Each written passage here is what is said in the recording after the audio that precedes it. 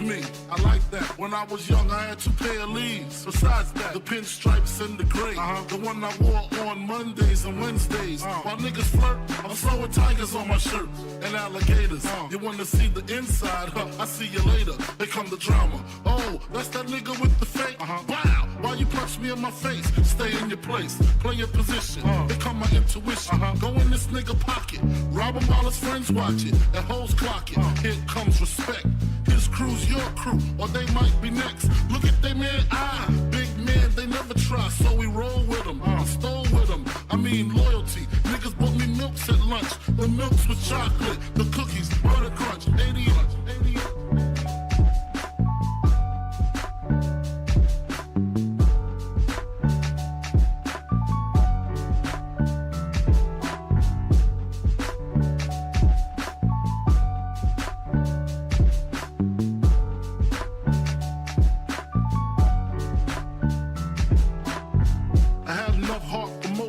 Long as I got stuff for most of them soft. Even when I was wrong, I got my point across. They depicted me the boss. Of course, my orange box cutter make the world go round. Plus I'm fucking bitches ain't my homegirls now. Start stacking, dabbled in crack, gun packing. Nickname Medina, made the scenes, took my Ninas. From gym class to English, pass off for global. The only nigga with a mobile. Can't you see like total? Getting larger in waist and taste. Ain't no telling where this felon is heading. Just in case, keep a shell at the tip of your melon. Clear the space. Your brain was a terrible thing to waste.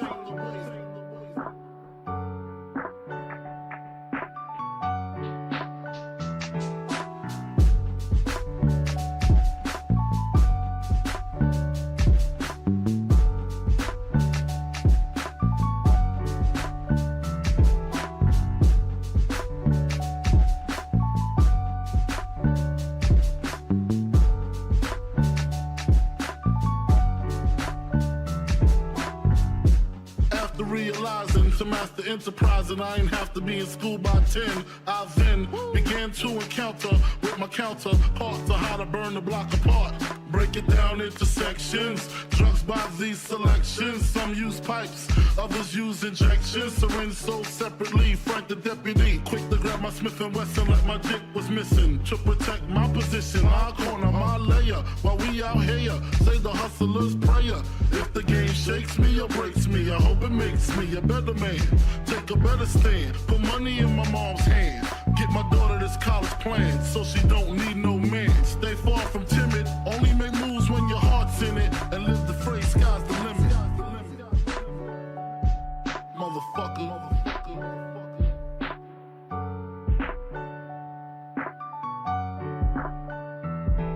88.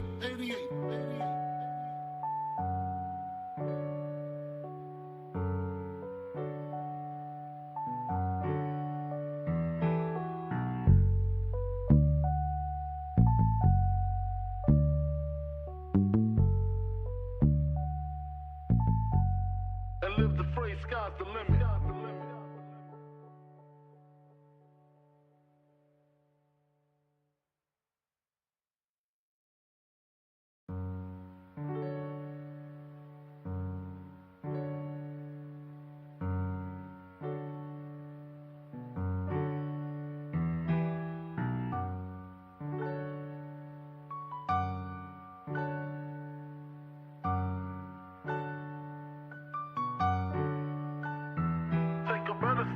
Put money in my mom's hand.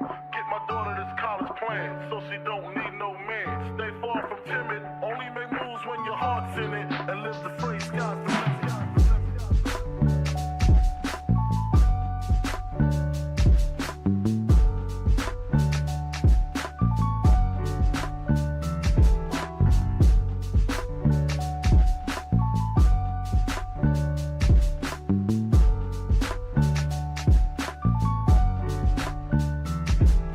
Never been as broke as me. I When I was young, I had 2 pair of leaves. Besides that, the pinstripes and the gray. The one I wore on Mondays and Wednesdays. While niggas flirt, I'm sewing tigers on my shirt and alligators. You wanna see the inside? I see you later. Here come the drama. Oh, that's that nigga with the fake. Wow, why you punch me in my face? Stay in your place, play your position. Here come my intuition. Go in this nigga pocket, rob him while his friends watch it, and hoes clock it. Here comes respect.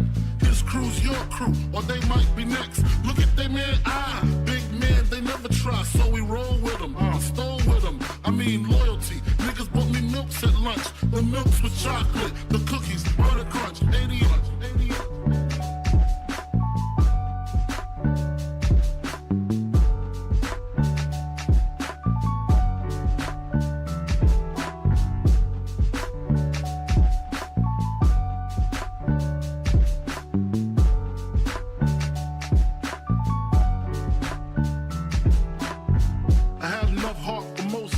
long as I got stuff for most of them soft. Even when I was wrong, I got my point across. They depicted me the boss. Of course, my orange box cutter make the world go round. Plus I'm fucking bitches at my homegirls now. Start stacking, dabbled in crack, gun packing. Nickname Medina, made the scenes, took my Ninas. From gym class to in-glass, pass off for global. The only nigga.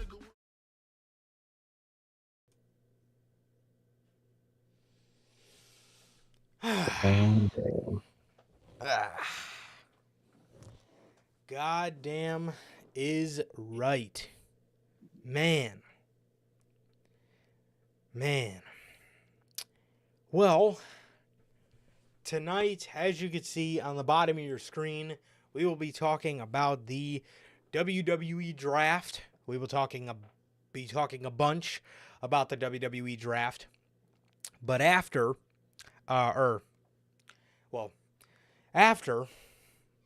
usually this year, or usually around this time of year, usually around the time of the WWE draft, we come on here and we make a unscripted episode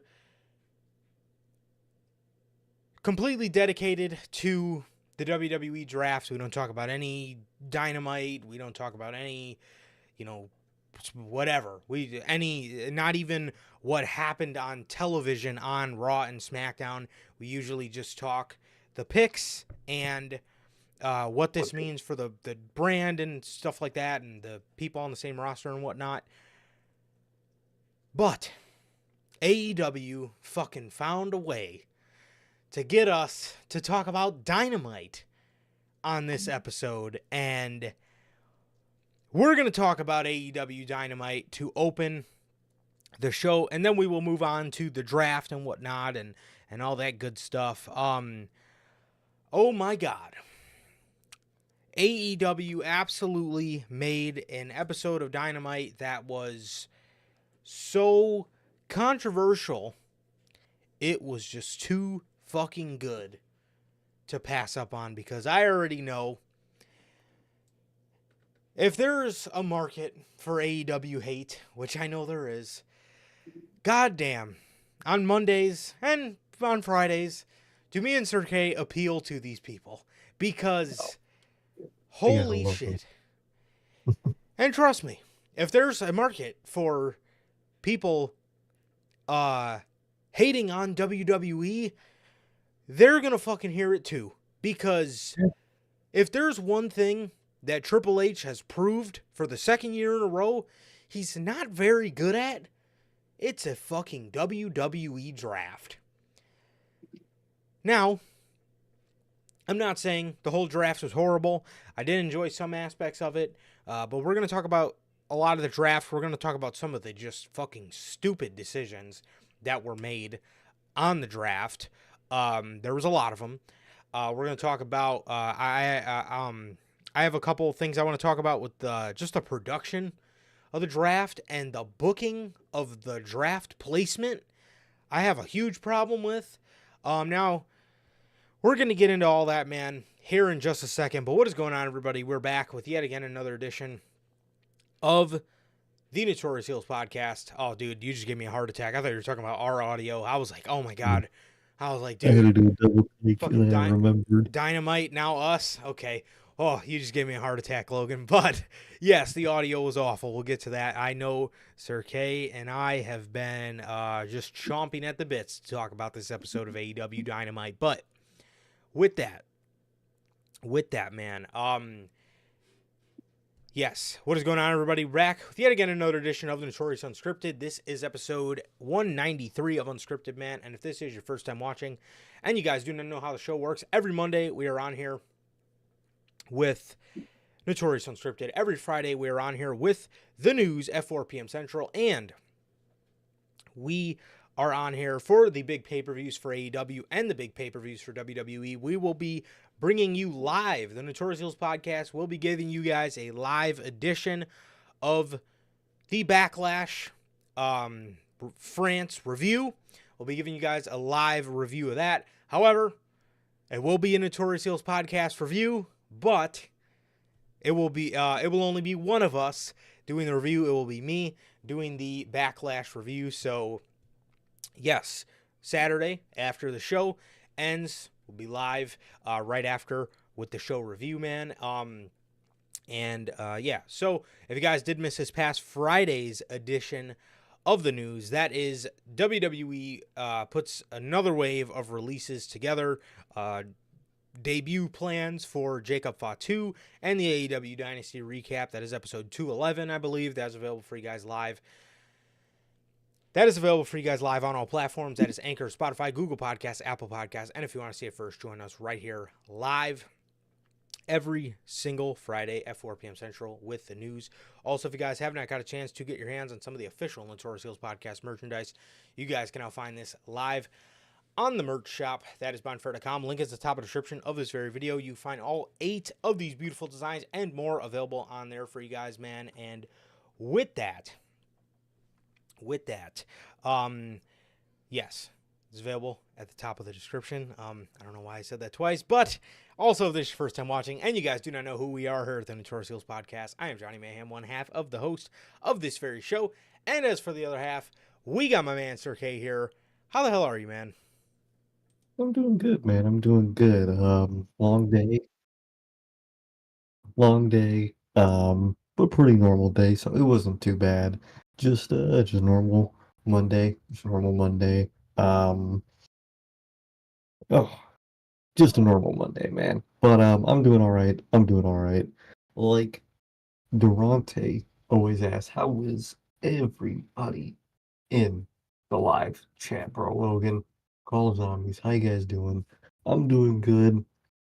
Just a normal Monday, man. Waiting for this Backlash review. Can't wait to see how this man does on his own. I cannot wait to see. I think it's gonna be great. Hope you guys tune in. It'll be a great fucking show. And I'm excited, man. Just a lot of good coming up, man. A lot of good stuff coming up in general, man. So I can't fucking wait. But like Durante always asks, how's life? How's the family? For me, life's good. The family's good. How's everyone? Like I said, doing in chat, Logan, Call of Zombies, anybody watching in the live chat or watching the replay, how you guys doing? And what about you, bro? How are you doing? Yeah, man. I'm doing good, bro. I'm doing good. Doing good. Yeah, this is always one of my favorite times of year, the WWE draft, even though I don't know, Triple H is not doing a good job at really cranking my knob, brother. But other than that, always an exciting time of year. I'm excited, but nervous for the excited but nervous for the Backlash review. You know, I used to do this little podcast thing, you know, by myself, and I thought I was fucking awful by myself. So that's a little nerve-wracking. But we'll see. I just keep having to tell myself, you know, we've developed since then so much as just creators and talkers, and just developed in presenting our stuff so much. So that's kind of just what I have to keep telling myself. But I guess it's a good nervousness, I guess. I guess it means I care, right? Isn't that what they say? But Um, but as Durante always asks, I'm good. Family's good. What about you, Durante? Logan, Belle? I seen Belle tweeting, and she didn't show up. So God we're gonna have to get her on Friday, or she'll probably see this tomorrow morning. So Belle, we're gonna have to get you again. But regardless, yeah. Other than that, Durante, Logan, Bell, Call of Zombies, how the hell are you guys doing? And thank you guys for being here, whether you're here live or part of the Replay Mafia. My guys, JT, JB, Gotti, thank you guys for always being here, man. And yeah, all jokes aside, man. All jokes aside, yeah, I'm good. Just yeah, ready for backlash and stuff. So that's about it. But yeah, man, you know, Paul, man, I don't know what, man. I don't know. We'll get to it, bro. But all right, Sir K, I'm gonna let you take it away because I probably ended up missing the first 30 minutes of Dynamite. Obviously I went back and watched, but live, just I thought I was gonna make the time, but I didn't end up making the time by, like I said, like 30 minutes. So this man here had to listen to the show for the entirety 2 hours live. So listen, man, I can't leave Belle alone. I seen her tweeting. I understand she lives in a different time zone, but there is no excuses for. He's tired. I don't know. I gotta come up with a nickname for Belle. But Logan's the manager. Belle, we're gonna come up with something for Belle, but we gotta get her. All right, that's all I'm saying. But no sleep for Belle. I'll let you start, bro, because I know. I've never seen so many angry tweets back to back for 2 hours straight. I never seen the frequency that high, bro. So I know, man. I just we're all ready to listen to you, man. So I'm gonna let you take it away. You said you missed like around the first 30 minutes. And I sat here and I watched that show live, and I could tell you, I also basically missed the first fucking 30 minutes. I missed the first fucking hour and a half. Wanna know why? Because, dude, I turn on Dynamite, 7 o'clock, like always. Get through the intro. And, you know, on cable, whether it's, you know, Raw, Dynamite, you always got to turn the TV up a little bit. When you're going from, like, YouTube to cable, you always got to turn that shit up. So I turn it up to, like, the normal, which, you know, volume for my TV, which is, like, 15 to 20, you know, normal. And I can't hear fuck all. And I'm like, damn. What the fuck was wrong with it? So I turned it up even more, and then I noticed, when I could finally hear it, that it sounds like absolute dog shit. It sounds like how it does live, with the reverb and whatnot. Yeah. Like they just put the microphones for television in the crowd.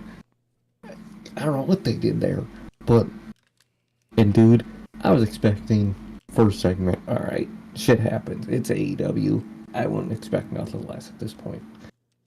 And at that point, I was still annoyed because I'm thinking, this company is at least 5 years old at this point, and you are still having production mistakes in segments. And in segments at the time is what I thought. So I'm like, okay, that's fucking annoying. I tweet that shit out. And then they just don't fix it for the most of the show. And most of the show, I'm sitting there wondering, what the fuck is going on? I couldn't pay attention to the show until the Jericho Big Bill segment. Until then, didn't understand what was happening. I was watching it. I saw the Trent stuff that the show opened with. I saw them not give Swerve a promo, which was his old thing.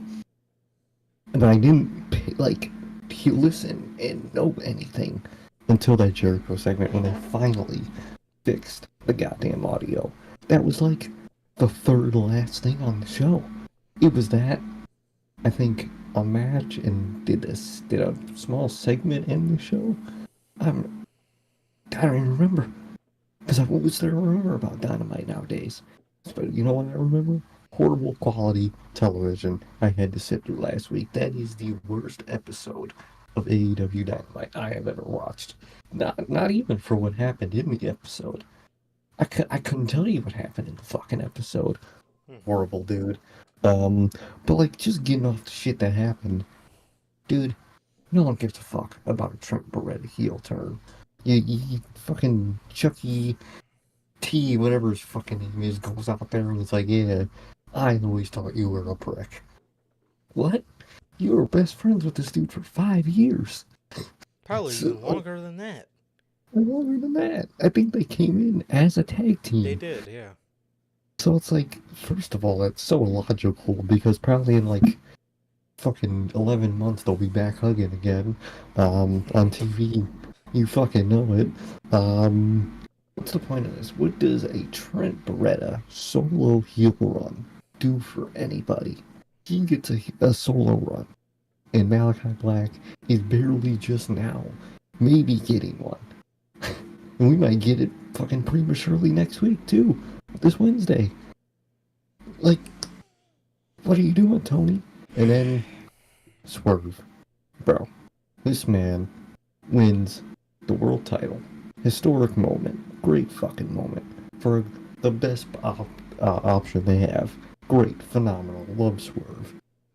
And you put him in a fucking match? Just a match? No promo, no celebration, nothing. Not only that, but you put him in a match with a guy who's also a champion. So you're gonna make a Chandler champion just lose for no reason. What is, like, dude, shit was horrible. Horrible treatment of Swerve. I don't get how you can do that moment at Dynasty. And like we said, it's all about the follow-up, not follow up correctly. You don't follow up a world championship win with a fucking match. Right. So that's my thing. So that was my whole thing about this episode. So I'm watching, and I, go back my 30 minutes, which also sometimes helps because then you skip the commercials. But I go back to the beginning and I say to myself, did they fucking open the show with fucking Trent? Following Dynasty, you open the fucking show with Trent. And I seen people saying, well, how could you guys be mad because the night after WrestleMania, they opened with Triple H. Triple H might have been the first thing you seen, but what he really did in terms of the part of the show wasn't necessarily important, right? It was just him coming out and thanking the fans. But the first actual bit of substance you got night after WrestleMania, who was it? It was fucking Cody Rhodes, the guy that just finished the fucking story the night before. The night before. And the night after Dynasty, you just so happened to have somebody who made history being the first fucking black AEW world champion, and you open the fucking show with Trent? And the best friends? Like, what? What are you doing here? Why not the world champion, the new one? They won it a night, or fucking 4 nights before, 3 nights before. There was 2 championship celebrations on the show, or championship, promo following the championship type segments on the show. For the TBS title, which was obviously just another sneaky way of fucking getting another Mercedes promo in there, so you don't have to have her, wrestle. And for that fucking worthless piece of shit FTW championship, That fucking thing, that pointless ass fucking title that I don't know why is still on television. meanwhile, so that was the first thing that popped in my head was, why the hell didn't Swerve open the show? Because he just made fucking history. And then they say, we're going to find out the challenger for Swerve next week. Why? Why didn't you fucking do it here? Why didn't you do it here? And then what was even better was the day after Dynamite, they say, you're going to hear from Swerve on Collision. Again, why didn't you fucking do it on Dynamite?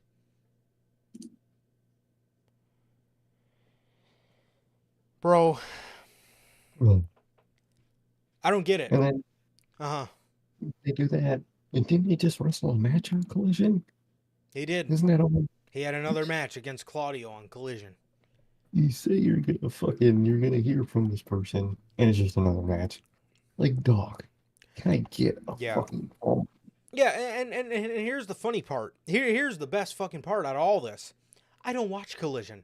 So for anybody that was excited to hear what Swerve had to say following winning the world championship, fucking 88% of your audience didn't get to fucking see it.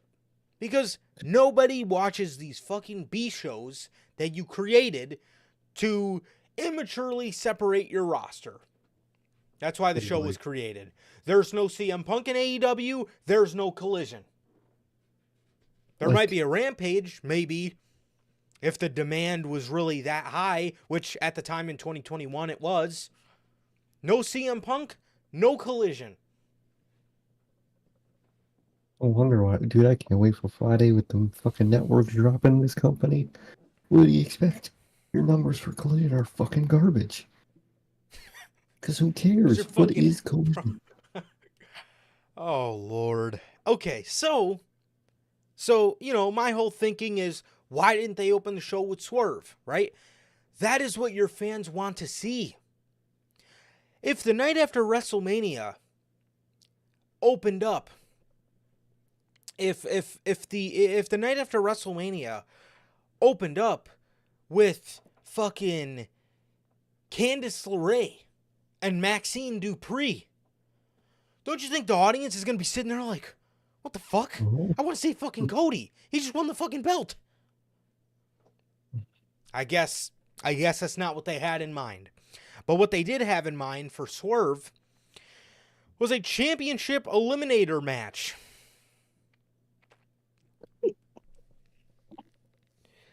Am I watching Vince McMahon? I think we are. This guy puts two champions against each other. Now again, who gives a shit about ROH, but still, the guy's a fucking champion of the brand. And this is exactly why nobody takes the Ring of Honor brand seriously. And I'm not saying it's because Kyle Fletcher necessarily lost. I'm saying it's because when these guys show up on television, this is what you have for them. This is what you fucking have for them. First of all, why is he on AEW television when he's a fucking Ring of Honor champion? And second of all, what the fuck did Kyle Fletcher do to fight the fucking world champion for a world championship match? I'm seeing fucking stats by these fucking wrestle geeks on Twitter saying that fucking Kyle Fletcher hasn't won a match since October.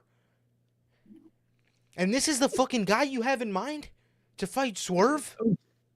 Like, how is he still a champ? Like, what? This man, Swerve, came out there, wrestled, and left. He wrestled and left. That was the follow-up to him winning the world title. A match and leave. And I see people bragging. I sent it in one of mine and Sir K's group chats, either on Instagram or Twitter. These fans are bragging. Swerve 1 week, 3 matches. Cody 3 weeks, 1 match. Oh yeah? And guess who was made to feel more fucking special after winning the championship? Cody fucking Rhodes. So you can miss me with this. This is quickly adding itself to the list of things AEW fans say that I can't fucking stand. Why are you getting mad when wrestlers wrestle? Why are you getting mad with a wrestler wrestling? I'm not getting mad that the guy's wrestling. I'm getting mad of the importance that's behind the guy and his wrestling.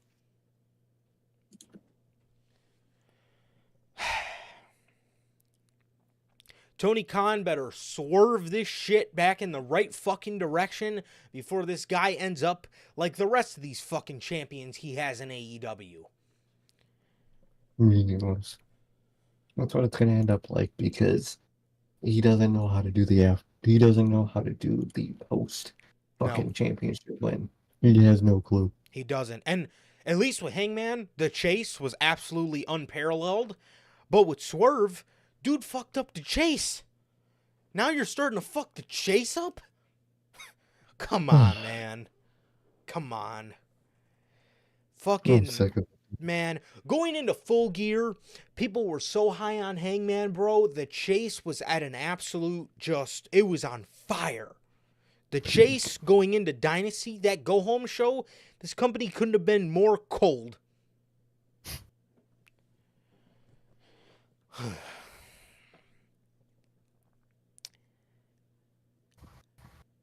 And then they have, and then these audio issues. Well, Sir K mainly handled that part, but dude, what in the world?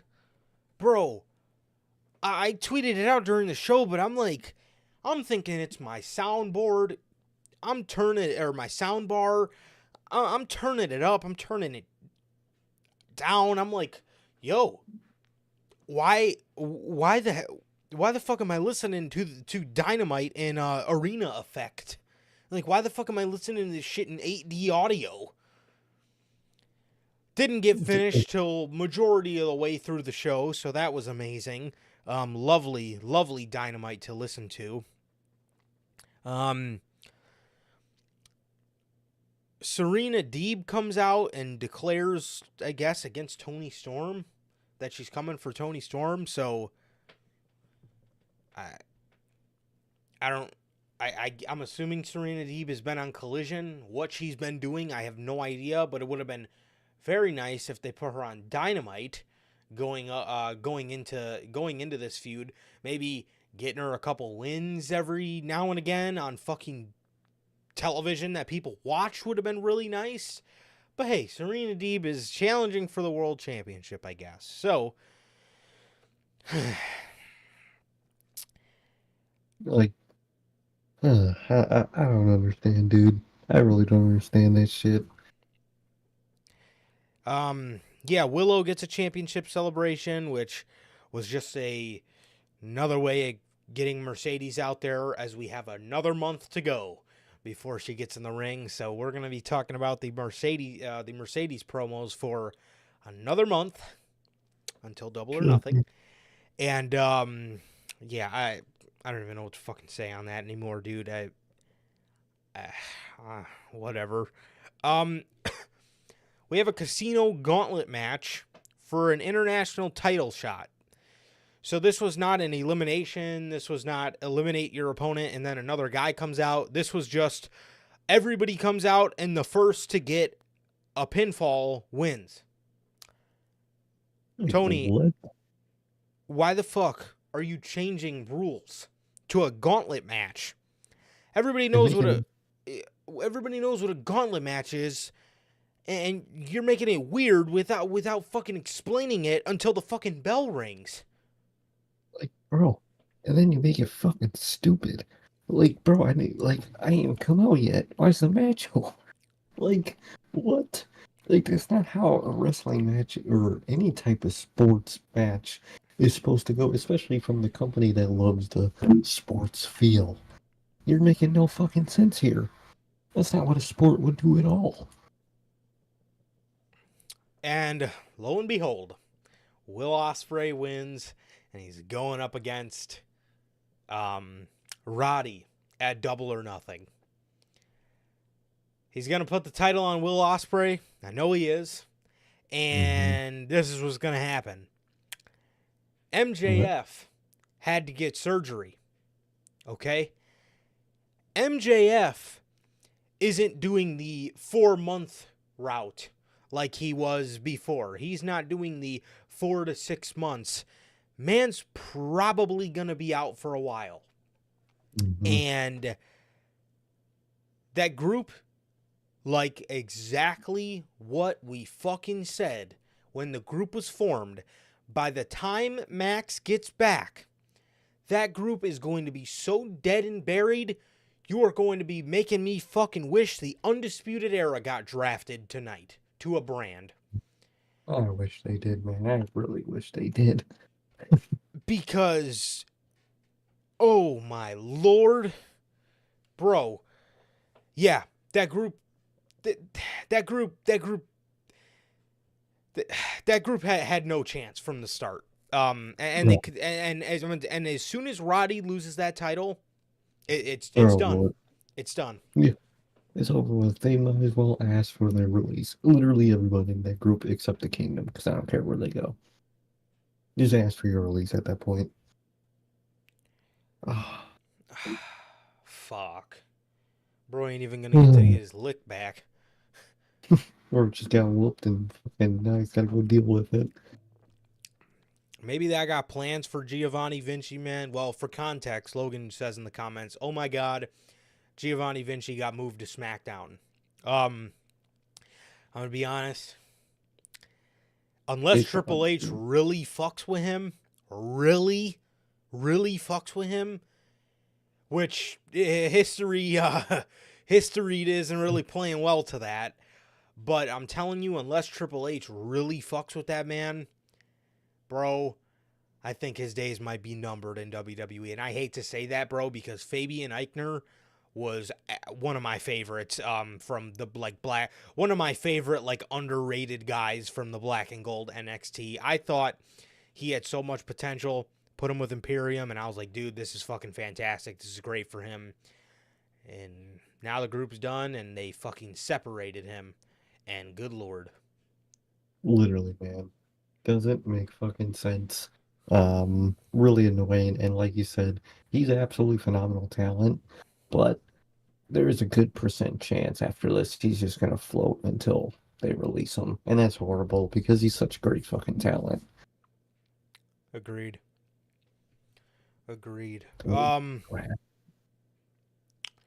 Yeah.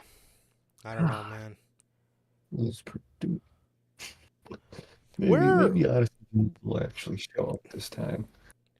Where are people finding this? Because I looked on WWE.com and I couldn't find any, unless they're starting to post them now. I know, I yes, think they fans are. Oh, okay. Yeah. Yeah, they are. Yeah, but, Chris Jericho had this fucking learning tree segment where he's putting together another stable, and it looks like Big Bill is the first one. Big Bill's the first one that wants to sit under the learning tree. This is going to be another Jericho group where the spotlight's on him.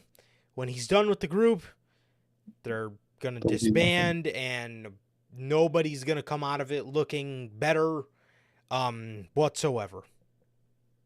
I'm trying to guess who the tag team in the group is going to be. All I can think of is Private Party. Those are the only ones I can think of. I could see Top Flight. Fuck. What tag teams do they fucking have? I don't know. Yeah. I don't know. But bro, can Big Bill just go reunite with Enzo and just go be at some cast again in WWE? I would love that. Me too. Who fucking cares about this dude? The learning tree is not going to be any different from the Inner Circle. It's not going to be any different from the Jericho Appreciation Society. It's going to be Jericho and friends until the storyline doesn't call for him to have a faction, and then he's going to go off and do his own thing and do whatever. So it's not going to do anything for anybody like any of them have done. Nobody that he's ever been in a faction with has looked better because of that faction. You can maybe say Daniel Garcia of the story of him being a sports entertainer, turning back into a professional wrestler, but AEW hasn't even really fucking capitalized much on that story. No. That's why I'm giving that a maybe, because Daniel Garcia is a huge future piece of the company, but Because future piece of the other company. yeah, well, that could be another option. That could be another way we go with this. But yeah, I don't know, man. I don't know. Yeah, it's gonna be the same as the rest of them in my opinion, bro. Oh, 100%. It's gonna form. They're gonna have a storyline with another faction, and then Jericho's gonna get a one-on-one storyline, and that'll be the end of the group. Yeah. The IWGP Championship was defended on tonight's show, closer to the fucking main event. Closer to the main event than Swerve Strickland was. You're a real champ. This was John Moxley and Powerhouse Hobbs. And again, I love Hobbs, but what in the world did this man do to gain a... What in this world did this man do to gain an IWGP Championship match? Does anybody want to tell me that? Because... Okay. What did I see on fucking Twitter? I think it was that John Moxley introduced him, like brought him into AEW. So that's why. Not a real story, but a potential one they could have had. Because he introduced him to AEW. Yeah, I think he was the one that like brought him into AEW, and like even on his TV debut, I think so. Yeah, I guess that's true, but But what you have there is building blocks for a story. You don't make the story the building blocks. Like, yeah. ugh, you can't get it right, dude. Yeah, that. Well, sounds like AEW. Sounds Yeah. like AEW, but yeah, it did. It did. It really did. The IWGP title did look more intimidating or important. I mean, than whatever the hell Swerve had going on. At least they were a little closer to sniffing a fucking main event here. I don't know, man. What a joke. And for the last segment, I'll give my brief thoughts on it, man. I know Sir K wants to wants to really discuss this one. So I'm definitely gonna let him have a nice chat about this one. But man, the main event segment of AEW Dynamite, man. Tony Khan, I guess, agreed to meet with Jack Perry in the ring, and when he went out there, Jack told him, Jack Perry told him that he's always wanted the best for AEW, and he's always wanted the best for AEW, and he told him, he never meant to cause any trouble, so he wanted him to reinstate. He asked Tony to reinstate his contract, and Tony then shook his hand, gave him a hug, and raised his hand, and Jack Perry hit Tony Khan in the gut. Then the Young Bucks came out, and everybody was, pushing Jack Perry, off of Tony Khan and telling him, hey, man, come on, why would you do that? This is a billionaire. then they grab both of his arms as if the Bucks, that is, they grab both of his arms as if they're going to give him the EVP trigger. And Okada, tells him, stop, guys, don't do that to him, don't do that to him. And then Matt picks him up and they give Tony Khan a Tony Khan driver. As Tony Khan gets laid out in the main event of AEW Dynamite here, man. I obviously don't like them. I don't like Tony Khan putting himself in the main event. And I know everybody wanted to pull up, he said he was never going to be an on-screen character or whatever. He didn't want to be an on-screen character. 9 times out of 10 in wrestling, bro, everybody fucking goes back on their word. And I also didn't mind this being the main event, only just for the sole fact of, like, I just don't, like, this is cliffhanger quality. This is something you end the show on, which is why I was saying, why didn't Swerve open the show? This could have main evented, it could have main evented because, again, imagine... How would you go on with the show with the CEO being beat up? Right. Like, you know what I mean? That's kind of the way I thought about it was, imagine the Royal Rumble in 2023 ending with, Cody Rhodes winning the Royal Rumble while everybody's mind would still be on how fucking Sami Zayn just got laid out by the Bloodline in the middle of the fucking show.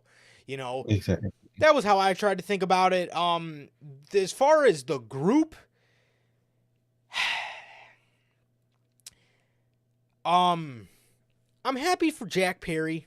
It's nice for him to be accepted back by the AEW audience. I thought he was going to have a really rough time with that.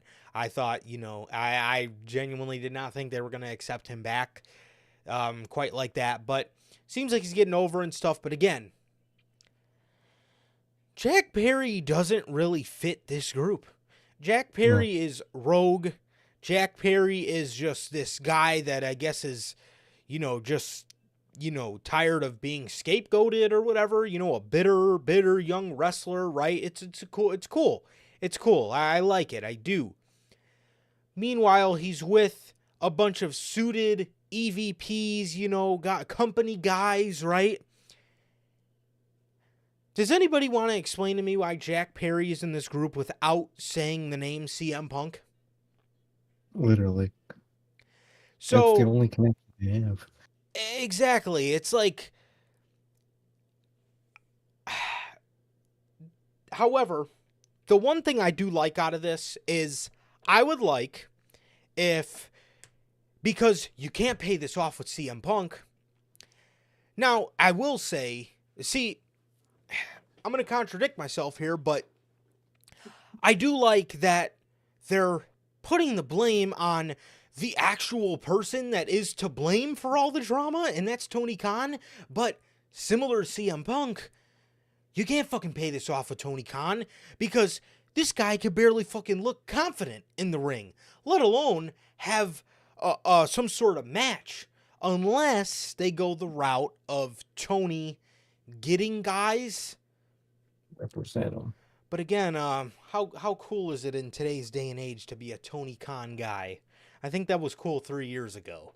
And we've learned to dislike a lot of Tony Khan guys actually, because he overexposes that. I mean, you guys know the whole 9 year. Not really cool to be a Tony Khan guy. I think I'd be rooting for this little anti-Tony Khan stable here. But again, I like that they're playing into the reality of Tony Khan actually being the guy to blame.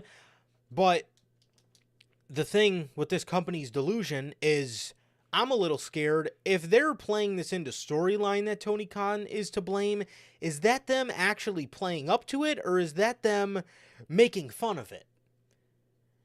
Because I don't know. If they in this company think Tony Khan isn't to blame and they're doing this to poke fun at people that do say that, we got a whole nother problem right there. But I don't know. I don't know. Jack Perry, again, I don't really think Jack Perry fits this stable all too well.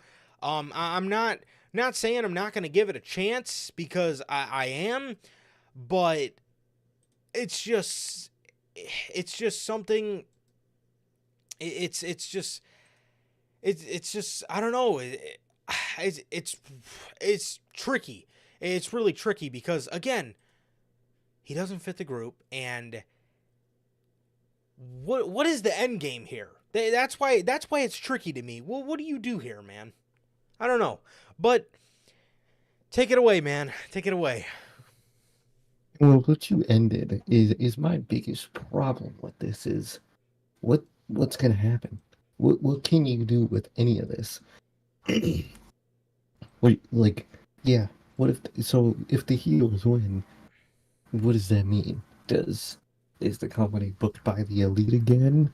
Or will they actually be? Because if they're not, then we'll all know. You know what I mean? What if Tony Khan wins and he just makes the EVPs look like fucking jokes? And who would he get to represent him? Like you said, Tony Khan guys, that nightmare blood rotation. Yeah, I definitely want Dax Harwood, Chris Jericho, fucking. I don't want none of those guys together. Those are the only Tony Khan guys I can think of. What the fuck? I don't want to see none of that shit. Like, I don't understand that shit, man. I really don't. I don't like any of this, dude. I don't like Jack Perry with them. I don't think it fits at all. Like you said, their only connection is CM Punk. He has no connection to the Elite. If anything, those two things, the Elite and Jack Perry, they should not like each other. Because at the end of the day, Jack Perry is the reason they lost an All In, according to them, according to kayfabe. He is the reason they lost. They should also be pissed at him too. Then Well, they're not. I don't know why they're not. Yeah, Literally. we're putting the blame on old Punker here, I guess. Yeah. Like, dude. Like, he incited the fight. He told a man, "Dude, if you don't like that, do something about it." That is an invitation to fight. So, by all technical standards, Jack Perry started the fight. Why are they not mad at Jack Perry? Why is he with them? I don't understand. Like you said, the look doesn't fit. You got a bunch of suit guys with this hobo.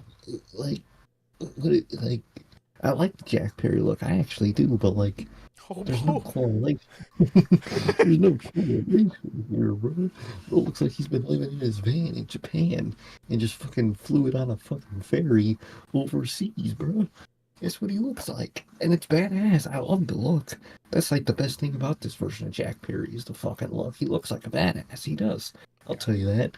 But what's the character besides I almost got fired for fighting CM Punk. And these guys, they don't like CM Punk either. So I'm with them. Where does this go? How does this end? How could you end this? I have no fucking clue. I don't think they know. They're doing it for the ratings pop that they're not getting. They did horrible that week. It was fucking like 600 something thousand people watched the fucking show. That is a god awful fucking number for them. And they deserve it after that show they put on. If I could see viewership drops from like the start of the show to the end, I would love to see that episode, because no way like 10 minutes in or like 20 minutes in does it not just fucking drop like fucking 200,000 people, dude. Because if it wasn't for you guys, I probably wouldn't be watching Dynamite no more. I probably genuinely wouldn't if it wasn't for you guys and for this great show, man. Because just like fucking WWE for like 7 years, it's not something you want to watch. You know what I mean? Now with WWE, I want to watch Raw. I like to watch SmackDown. When we can, yeah. Yeah, SmackDown's available. But like, I want to indulge in the television. AEW, right now, couldn't give less of a fuck, man. Because all I see is reinforcements of why this company isn't doing so great. Why they lost CM Punk. Why they aren't growing their target audience. Because they have a target audience, and their target audience are fucking annoying pricks. And I can't deal with it. I didn't like that. I didn't like the main event one bit. I didn't mind the placement. I don't know why people were tripping about the placement of it. I think that was fine. That was the part. That was the bit. That's kind of the way you end a show, is something like that. So placement, I don't mind. And the thing is, the weekly shit we're gonna watch with these guys is gonna be great. Young Bucks, great at their jobs. Jack Perry, he's good in this gimmick. It's gonna be interesting television. But what is this gonna accomplish for your overall television? Nothing. I think that's a slap in the face to your television. I would much rather get genuine storylines with Swerve, with Hangman on the roster, Young Bucks, fucking all these guys you got. I'd rather see real ass storylines. Not this real, just genuine, fun to watch wrestling storylines on your television, other than backstage drama stories. I'm sick of them. I hate backstage drama stories at this point. The wrestling industry killed them in the last 2 years, especially AEW. I'm sick of them. I just want good wrestling television. That's all I want. Yeah, and it's like, if you want to do them, get a payoff. You know what I mean? Drew McIntyre wasn't, Drew McIntyre a year ago wasn't talking about how, CM Punk wronged him when he was a kid, or, when he was young in the business. No, you want to know why he wasn't saying stuff like that? Because Punk wasn't in the fucking company. Like, here, again, we've put a rogue, badass that, gets choked out in a group with a bunch of suit company guys. I mean, how does this make any sense other than poking at CM Punk? That's all it is. That's all this is. While he's having the time of his fucking life over here on Raw, you guys just can't stop thinking about him. Just can't. You guys, he really is man, the one that got away. He is like that fucking ex that some motherfuckers just can't let go of. That is CM Punk to AEW. They just can't let him go. You saw the tweet about the fucking rental joke when they fucking dropped Trent on the fucking windshield, and they just had to tweet out, had to splurge on the rental. You know what you're fucking doing, people. You know. I'm sick of it. I'm sick of seeing this shit, dude. Again, so for me, man, there was aspects I did, like, did the group look great after that? Absolutely they did. But again, how much does this group how much does the addition of Jack Perry make sense without saying the name CM Punk? It doesn't. It doesn't make sense. It doesn't. Again, scruffy guy with the company guys. Again, it doesn't fucking make sense. There's no payoff here. CM Punk's not in the company. It's going to be a lame fucking payoff, just like we got it All In last year. When our payoff for CMFTR versus the Elite was Bucks and FTR, Kenny Omega in a 6-man, and a fucking match with Samoa Joe and CM Punk that nobody wanted to see. I saw a tweet, and someone's tweeted, they always wondered if, they did the Austin and Vince thing, but with people who can't cut a promo. And we really got that shit. That is wild. This is what that storyline is when both parties are not phenomenal at their job. I guess, bro. I guess. Fuck. What are we getting, dude? We're getting Vince 2.0. This show, and yeah, absolutely embarrassing. Absolutely fucking embarrassing. Absolutely embarrassing is the show that you put on Wednesday night. Do not ever give fucking Trent and Orange Cassidy and the Best Friends, that fucking garbage group, that fucking trash group that's been trash, will be trash, always has been trash, a spotlight over your world champion in the fucking open to your show ever again. How embarrassing was that? You did that, and see, you did that to Swerve, but then put yourself in the main event. Maybe if you didn't do that to Swerve, you wouldn't have got backlash for putting yourself in the main event. Because again, I didn't mind that segment in the main event. As long as you just, all you had to fucking do was put your world champion in the opening segment front and center on your show. And what did you do? Made him feel like an afterthought, thus putting yourself in the main event, which is why you got backlash. And for that, I understand. Completely horrendous episode of AEW Dynamite here. Completely fucking horrendous. Truly. One of the worst episode I've ever watched. My least. To me, the worst episode of AEW Dynamite I've ever watched in my life. And I hope it's the last. And that is... Yeah, and that is fucking sad.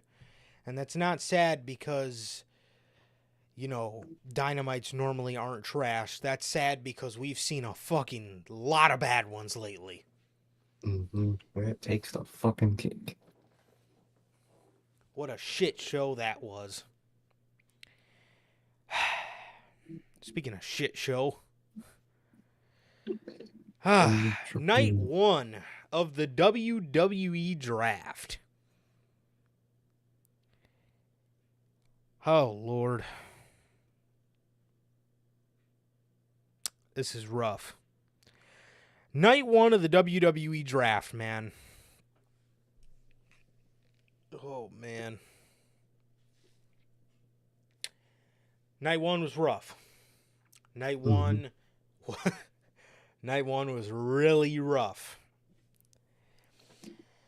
Okay, so... First of all, let's talk about production. Let's start with production, sir, okay? WWE, Okay.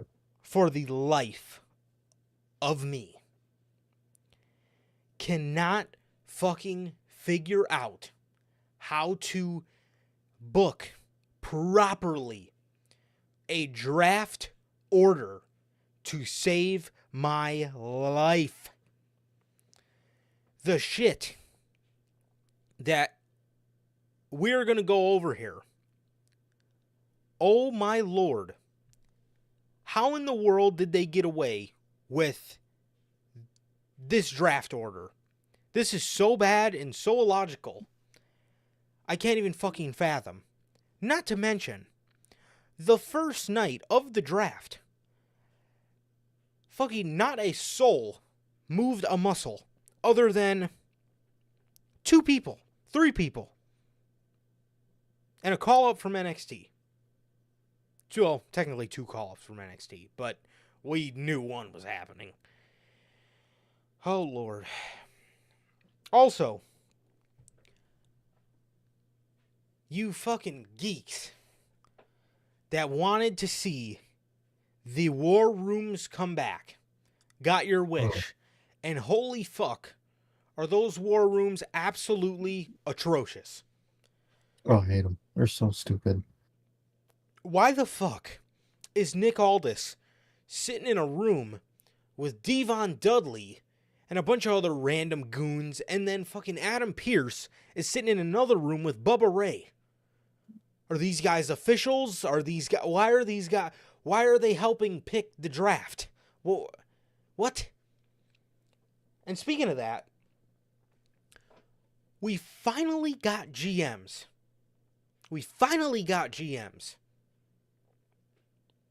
And they don't announce the picks.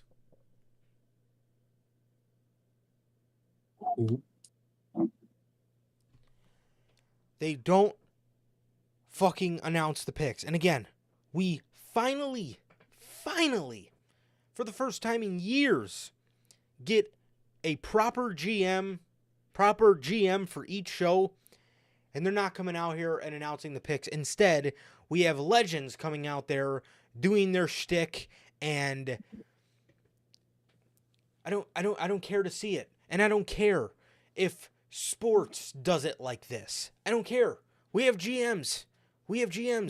What made the nine times out of 10, when you talk about a good draft, everybody goes back to the 2016 draft. What was so awesome about that draft?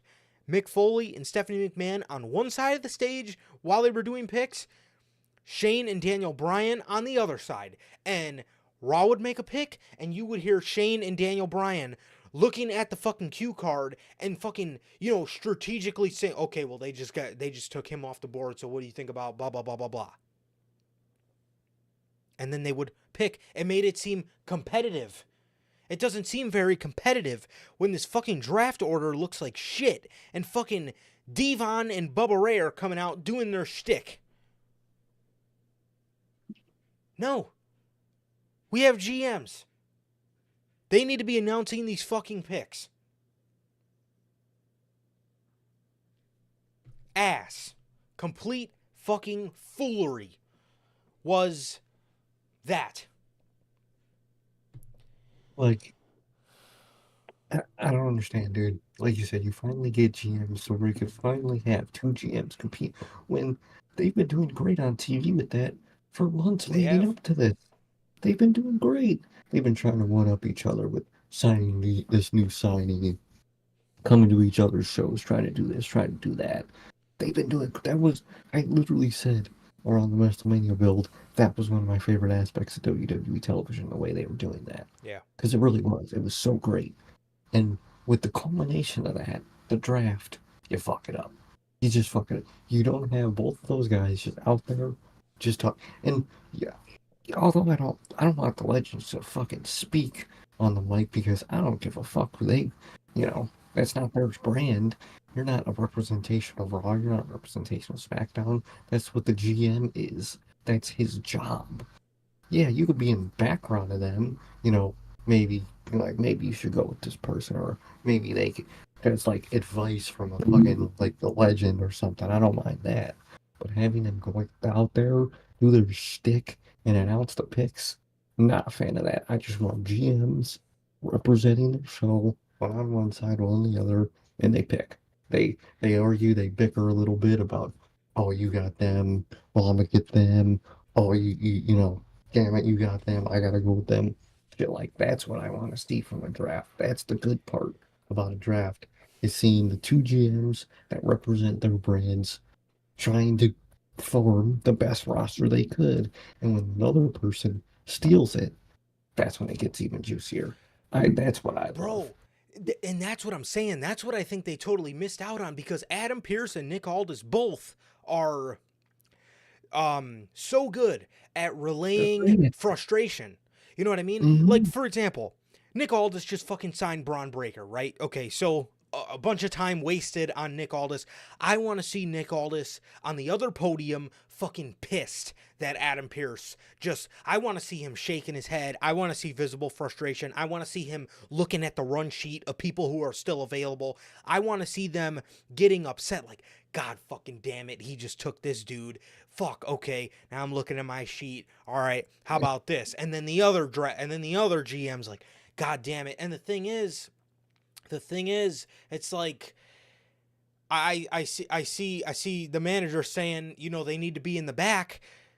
There's like 20 to 30 minutes before each round. So like, I would think that'd be enough time to fucking figure out. I mean, you're just sitting in the back anyway. Why don't you just show me your visible, your visible frustration? I'm like, God damn it, he just got such and such, blah, blah, blah. Okay. And both of the GMs are so good at that. I'm just sitting there like, why aren't they like Sir K said, I want to see a representation. I want to see somebody out there giving the draft picks, sounding confident in the people that they're picking. Dude, there were names getting mispronounced tonight. Like, I want to see these people. I want to. Oh yeah, Ilja Dragunov. What was that? Fucking Michael Cole. Michael Cole had one of the best ones, dude. Michael Cole Naomi, bro. Oh, I died. I absolutely died when he said that. But yeah, Teddy. For her for like 9 years. How do you?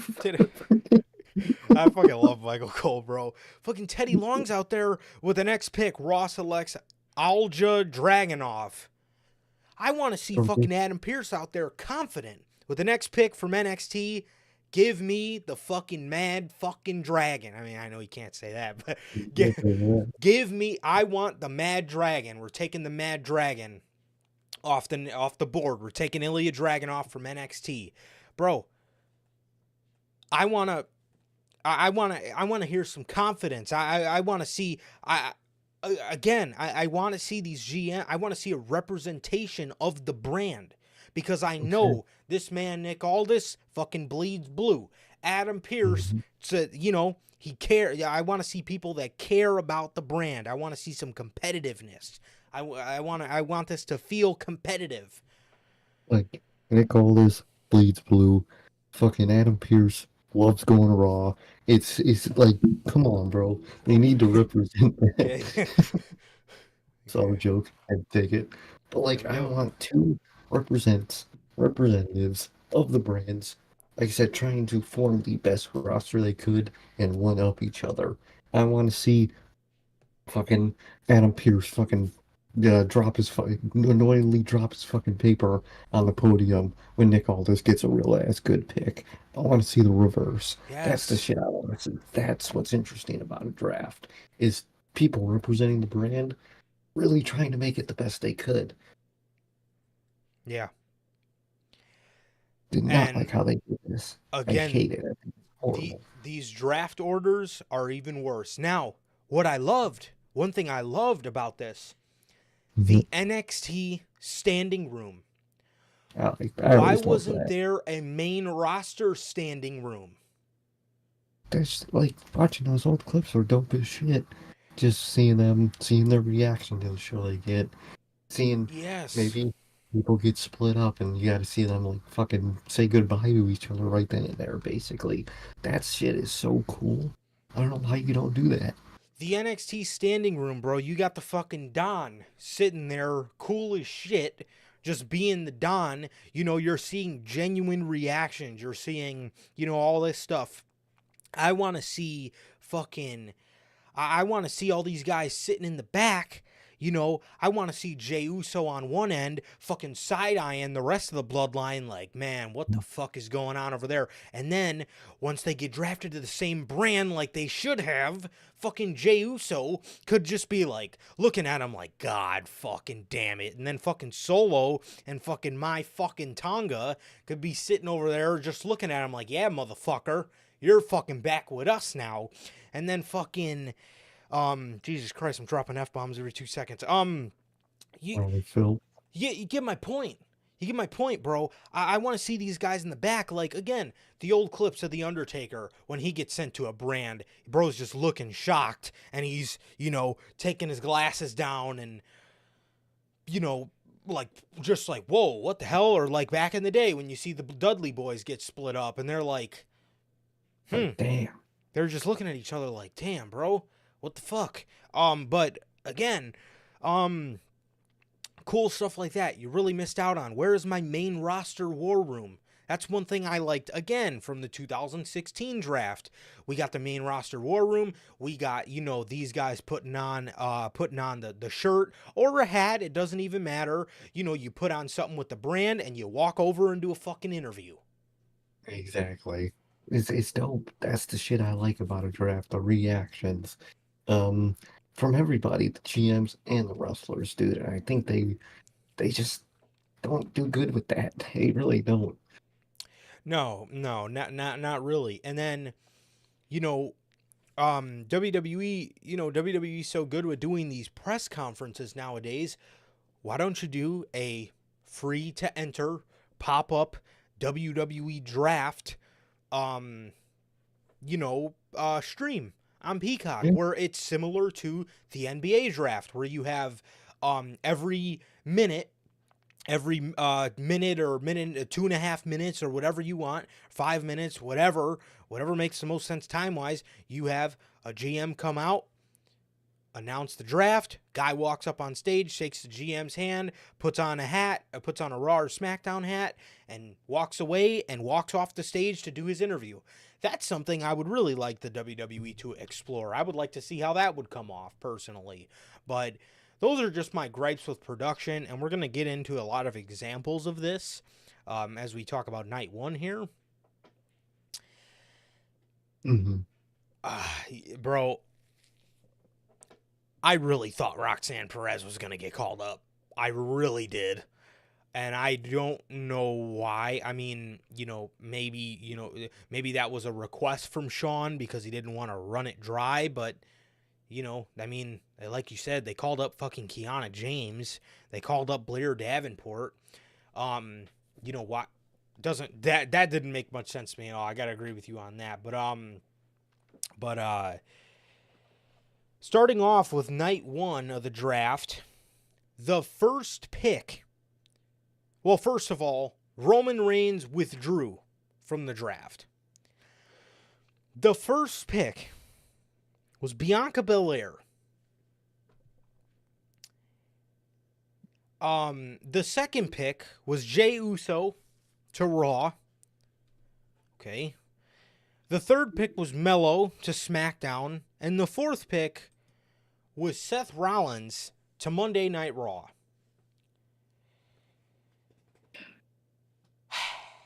Okay.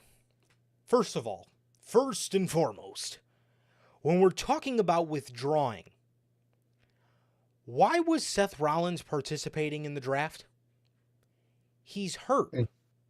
He just had surgery. He's going to be out for, I'm not exactly too sure, maybe 4 to 6 months, 6 to 8 months, I'm guessing, somewhere around there. He's going to be out. So, Monday Night Raw basically wasted a draft pick on somebody that was... Shouldn't be eligible. Rhea Ripley is a champion. I guess that's why she wasn't eligible. But, again, the guy is injured. Why? Oh, Rhea's not champ no more. Oh, my God, I'm fucking stupid. Yeah, Rhea Ripley. I don't know. Jesus. Rhea Ripley. Why wasn't Rhea eligible? Because she's injured, right? She's not going to be able to be on the brand. Seth Rollins, we all fucking know the guy got surgery. Why? What? Why? Like, where are you drafting people that aren't there, technically? What is the point of that? You're just wasting picks. It doesn't make any sense. It does not make any sense, man. Seth Rollins should have been another guy that was exempt from the WWE draft. 100%. He should have been exempt from the draft because he's not going to be there. And I'm sorry, but why was Bianca Belair drafted first? I don't mind her going first round, but everybody on the board, and you went Bianca Belair? You got CM Punk and Gunther. Oh no, this was night one. No, but still, you got those people on the board. No, they weren't. They weren't in the draft pool that night. Oh, okay. This is why I don't like the 2-night system too. I think it's stupid for a draft.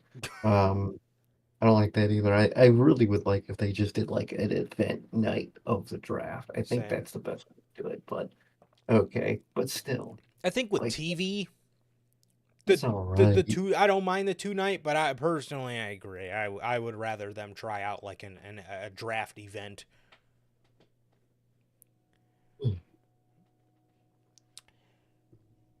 Bianca Belair.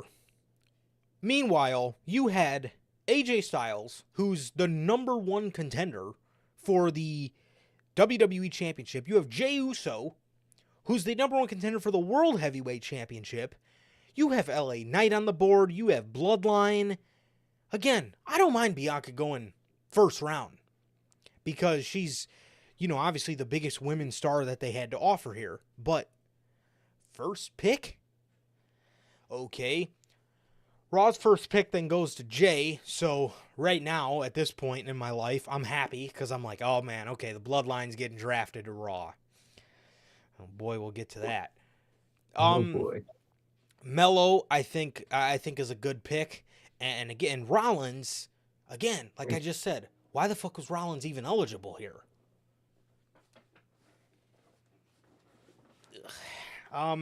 So that was night one, or that was round one of night one. I mean, that was round one. Round two. SmackDown takes Randy Orton. Raw takes Braun Breaker. I know Logan's going to have a field day with that one. SmackDown takes Nia Jax. And Raw takes Liv Morgan. You draft Nia Jax and Liv Morgan before you draft LA Knight, Bloodline, Sheamus, Andrade, or Styles. That is wild. That is insane. That is pure stupidity. That is... Why wasn't Bloodline first round? Why weren't they the first ones picked? That is fucking one of the most criminal things I've ever seen. But obviously, you know, Randy staying's a decent pick. Braun is Braun is a good pick, and I'm happy Braun did move to Raw, but again, this guy just signed with SmackDown, bro. Like, we wasted all that TV time of him showing up to SmackDown every week and Nick Aldis trying his damnedest to sign Braun Breaker, trying his absolute hardest to sign Braun Breaker, and he finally signs him. They give him a couple squash matches, and Nick Aldis lets him go in the draft. What? Just fumbles him. Like, what? I would love to see his reaction to that. At least it would have made the moment worth it. Exactly. Like, that's the kind of stuff I'm talking about. It could have made it a little better if we would have just seen a reaction of Nick Aldis just fucking slamming his goddamn clipboard down on the podium or something. Like, you motherfucker. But Nia fucking Jax. Oh my god. This one absolutely made my head hurt. Nia Jax before Bloodline? Huh? What? Nia Jax before Bloodline, LA Knight, Andrade, Sheamus, and AJ Styles. If that isn't one of the most criminal things I've ever seen, I don't know what is. And Liv Morgan stays on Raw. Absolutely expected that. Decent pick, I guess. yeah. And that was round two. I like Randy staying where he is. I do like Braun moving. I'm just saying it made no sense to build up Nick Aldis fighting to get this man on SmackDown just for him to, you know, get let go to the other brand in the draft. That don't make no sense, but I do like Braun on Raw more. I do. Nia, I mean, Nia moving brands, I guess, is okay, but the order. Nia should have been the last fucking round, or at least the third round. At least. And Liv Morgan, I didn't mind. You know, I fully expected Liv to stay on Raw. I think, you know, she'll stay around the World Heavyweight, Women's World Championship. Round three, SmackDown took LA Knight. Pick one. Raw took Ricochet. Pick two. Pick three of round three. Somebody finally smartened up and fucking grabbed the most intriguing part of WWE television right now and took the Bloodline. And pick four, Raw took Sheamus. How the fuck do you have Bloodline and Sheamus on the board and you took Ricochet? Like, what? Like, Ricochet went before AJ Styles.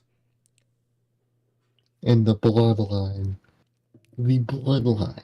Ricochet, the WWE Speed Champion, went before the Bloodline. That's wild. That's insane. And they went to SmackDown anyway, which is its own can of worms. So why didn't you pick them first? Yeah, literally. Liter-fucking-ly, bro. Dude. LA Knight. Why in the world did LA Knight not move brands? And I get, he's going to go for the U.S. title. I would have really liked to see him make his way around to some world championship and all the...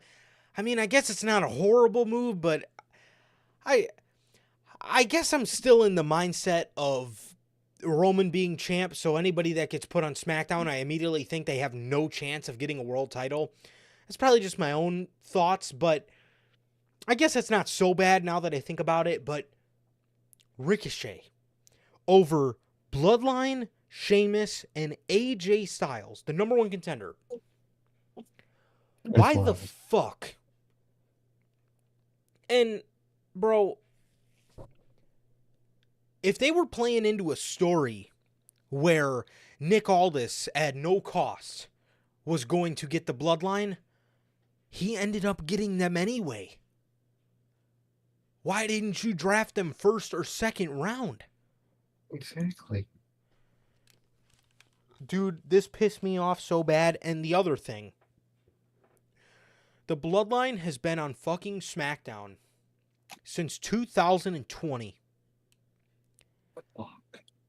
I think a change of scenery for the Bloodline would have been so good, and also getting them on the same brand as Jey Uso would have been amazing as well, because guess what? We all know they're fucking feuding together. I wouldn't put it past them if they started something on Saturday with screwing Jey Uso out of the championship. Literally. And you put them on separate brands. It makes no fucking sense, dude. As for the picks, I like all of these picks and their destinations, except, again, for the Bloodline. I think LA Knight on SmackDown, now that I think about it, isn't so bad. Ricochet on Raw, again, I like him in that Raw workhorse group I always talk about. I like that. Bloodline on SmackDown's absolutely trash. They should have absolutely had a fucking change of scenery. I don't like that whatsoever. And I really thought they were going to want the hottest story on WWE television for the move to Netflix. And I'm assuming, around that time we'll be getting like Roman and Rock stuff. So, and Sheamus I like on Raw because, of the whole, Drew McIntyre stuff and all that kind of stuff. And I like him on Raw. And he just came back to Raw, so I'm assuming that would mean Adam Pearce just signed him as well. So, Yeah. Those are your picks for round 3. Round 4. SmackDown. Somebody finally grabbed AJ Styles. AJ Styles goes to SmackDown. Alpha Academy stays on Raw.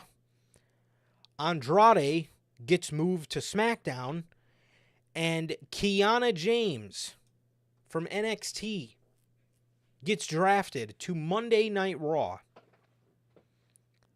AJ Styles finally goes in round 4 to SmackDown. Stays on the same brand.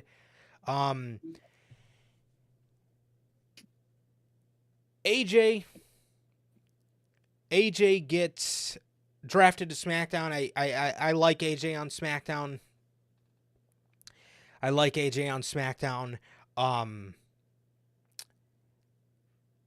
Alpha Academy, I like Gable on Raw. I do like the move of Andrade to SmackDown. As for Kiana James, I don't keep too much of an eye on NXT, but if I'm a betting man, I don't even think she's done too much in NXT. I don't understand why we didn't give her more of a run. I certainly hope she's ready. I'm really not familiar with any of her work. So Logan would probably be able to tell you guys a little better than I would because I don't watch NXT, but I hope she's good because, again, I don't understand why somebody like Roxanne Perez wasn't called up, but Kiana James was, when Roxanne is more ready, I feel, than somebody like Kiana James. I don't understand why, again, Roxanne's been ready for the main roster fucking a couple months into her NXT run. I really don't understand why she wasn't called up in this draft, but Kiana James is the last pick, the last televised pick for night one, and I don't really mind any of these. Again, I'm not too familiar with Kiana, but as far as AJ, Alpha Academy, and Andrade, I like where they landed, you know. But yeah, so that's this, man. But how you feeling about round 4? Round 4 is all right, man. I like AJ's spot. I don't mind Alpha Academies. Um, Andrade's I want to like, but a certain aspect of night 2 with a certain person not being on the same roster as him is not something I'm a fan of, and we'll get into that. But Okay. that's not something I'm happy about. And for Keanu James, I mean, I guess why not? But kind of super fucking random, which I don't mind those super random NXT call-ups. Those are always shocking and fun. But it again just very random. But not a bad pick. Obviously AJ should have been way higher than this, but that's its own can of worms, and Andrade is his own can of worms for night 2. Yeah. And the extras for night 1, Rags to Riches. Ashante Adonis and Cedric Alexander go to SmackDown. Alba Fire and Isla Dawn go to Raw. Baron Corbin goes to SmackDown. Ivar goes to Raw. The OC goes to SmackDown. Zoe stays on Raw, and Shayna stays on Raw. The only people to switch here are obviously Baron Corbin, who's coming from NXT, and Isla Dawn and Alba Fire, who go to Raw. And absolutely, as far as the televised picks, um, 2 call-ups and Nothing James. 3 moves. 3 moves out of 16 picks. 3 fucking people move brands. God. See, what I don't know. I've seen a lot of people complaining about that, and it is a valid complaint. I mean, I feel like back when we were kids, you would actually see like legit people move, like legit, like higher caliber stars moving brands. Not night 1. Night 1 absolutely spat in the face of everybody in terms of people that wanted to see people move. Exactly. It's just overall the same thing. Overall, the main eventers are still the main eventers on their respective shows for the next year. God. Yeah. Yeah. Yeah, I don't know, man. See, I feel like we're in this age of WWE, though, where they like keeping the main stars on their brands and just moving, like, the mid-carders to spice it up for the main guys on their show. I feel like that's the era we're in here. Because, again, when we were kids, you would see, like, you know, bigger names being moved brands, but not really much. Not really much anymore. It's a lot of the mid-carders moving and the main players on the brand staying the same. But again, I would like if they spiced it up and sent, you know, 2 or 3 main guys, you know, or guys that are at least have a bigger role on television in different spots. You know, I would like that. But night 2 of the draft tonight. With the first round, Raw selects Imperium. Yes, they're still calling them Imperium. Gunther and Ludwig Kaiser. Right. With the second pick, this one blows my mind. With the second pick, SmackDown gets Jade Cargill. With the third pick, Raw gets Damage Control, Io, Dakota, Kyrie, and Asuka. And with the fourth pick, SmackDown gets Kevin Owens. Why is Gunther on Raw still? Why? What is he gonna Why, do? bro? Oh my God. Why? Now, here's the thing that could happen. The only way we get out of this, which is going to be a complete, it's going to make Adam Pearce look like an idiot. It's going to be a complete waste of a pick for Monday Night Raw. Why the fuck is Gunther not on the brand with Cody Rhodes? Really? Bro, I'll tell you who should have went first to Raw. The first pick should have been CM Punk, Mm-hmm. and the second pick to SmackDown should have been Gunther. Yep. How the fuck did CM Punk fall to the second round? This is CM Punk. Man equals CM. ratings. Just ask Tony Khan. Well, He's his own company still. they should have had Tony Khan in the fucking war room fucking telling him to draft CM Punk because he means ratings. He means intrigue. Why? So back to what I was saying. Gunther, the only way out of this is if he wins King of the Ring and goes over there and challenges Cody for the WWE Championship, and then he'll have to be, I don't know whether they're going to just send him to SmackDown or whether they're just going to send, I don't know whether they're just going to send him to SmackDown or if, they're going to have to facilitate a trade that sends Imperium to SmackDown. I'm not too sure. But either way, Gunther should have absolutely been on the same brand as Cody Rhodes. He's not going to be able to win the fucking World Heavyweight Championship. And with that, who in the hell are we, who's Cody Rhodes going to lose the title to? It's got to be Gunther, and it's got to be at Berlin. It's gonna be The Rock. It's just confirmed it for us, basically.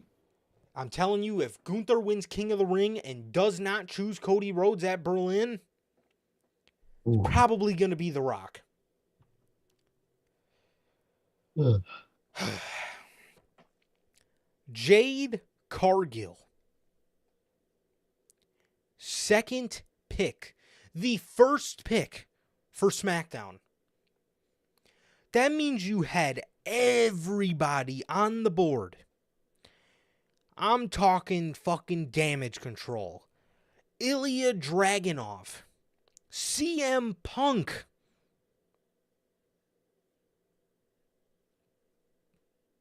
and you pick Jade Cargill, the woman who's wrestled little to none so far in WWE. You pick Jade Cargill, second pick, first pick for SmackDown. That is fucking wild to me. I can't lie, bro. That is wild, man. Everybody on the board. Everybody on the board. And they picked Jade Cargill first. So makes no fucking sense, dude. You have Drew, Punk, Dragunov, all on the fucking board, and you pick Jade Cargill for whatever reason. Makes no sense, man. Really don't like what they did here with Gunther staying on Raw and them just picking Jade Cargill just out the blue for no reason. It doesn't make sense to me. Bro, I don't know. I'm not messing with that whatsoever. Jade Cargill, man, again, she's probably wrestled nothing but squash matches, plus a WrestleMania 6-woman match that she was barely involved in, and that granted her the first overall pick for SmackDown. Are you fucking kidding me? Wild. That is insane. How do you have CM Punk on the board and you go for Jade Cargill? And I'm not going to lie, in this moment, I got so scared that CM Punk was going to get drafted to SmackDown. I almost fell out of my fucking chair. I thought CM Punk was going to SmackDown. I really did.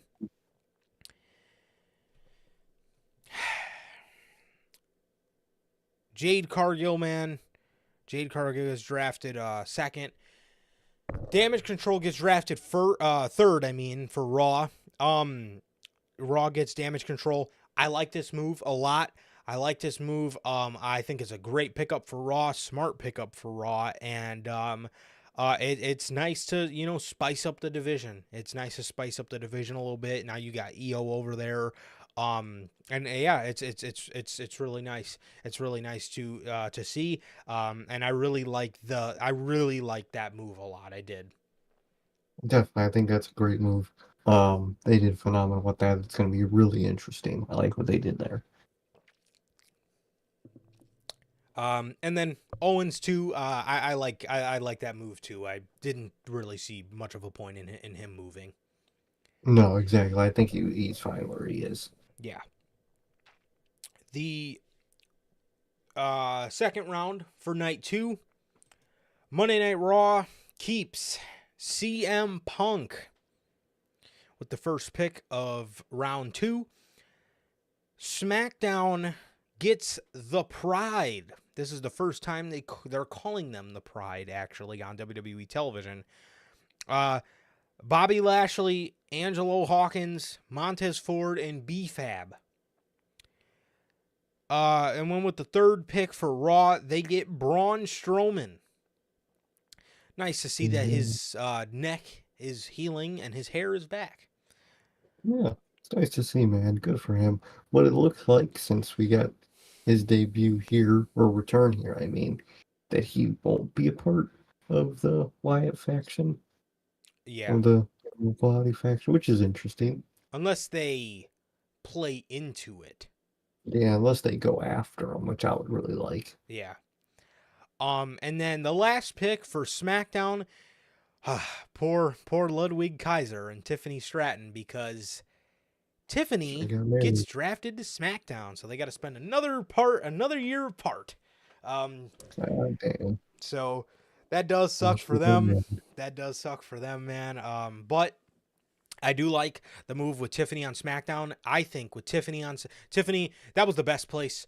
I would have not ever even contemplated putting Tiffany on the same brand as Rhea Ripley, because we all know Rhea's grabbing that belt when she gets back, and it's a Roman situation where you kind of fear for some people's chances if they're on the same brand as somebody else, because nobody else is eating.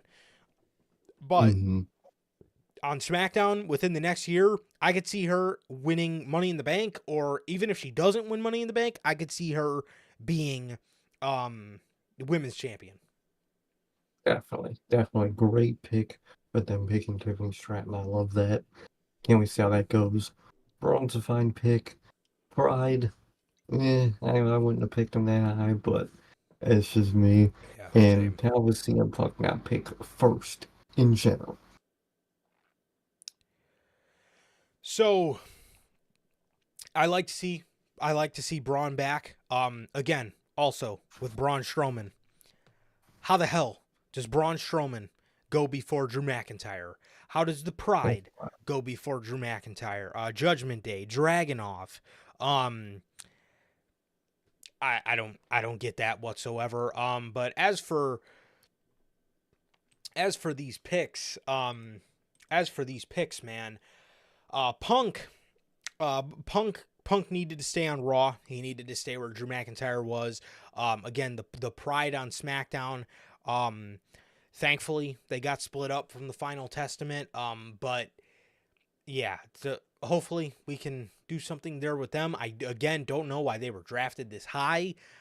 Same with Braun Strowman. I'm not going to lie. Also, speaking of injuries, I really thought we would see Charlotte drafted tonight. I really thought we would. Oh, yeah, that is true.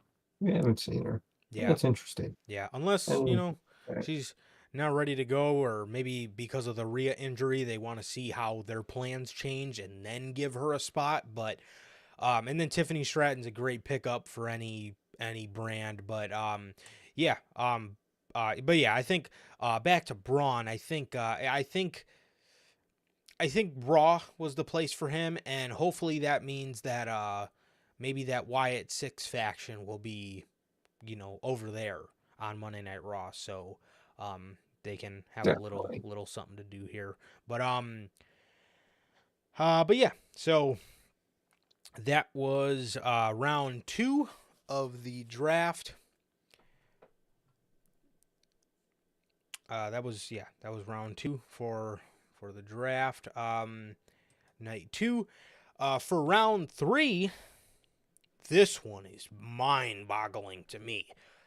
Round 3, pick 1 is the LWO. Ray, Carlito, Cruz del Toro, Joaquin Wilde, and Zelina Vega.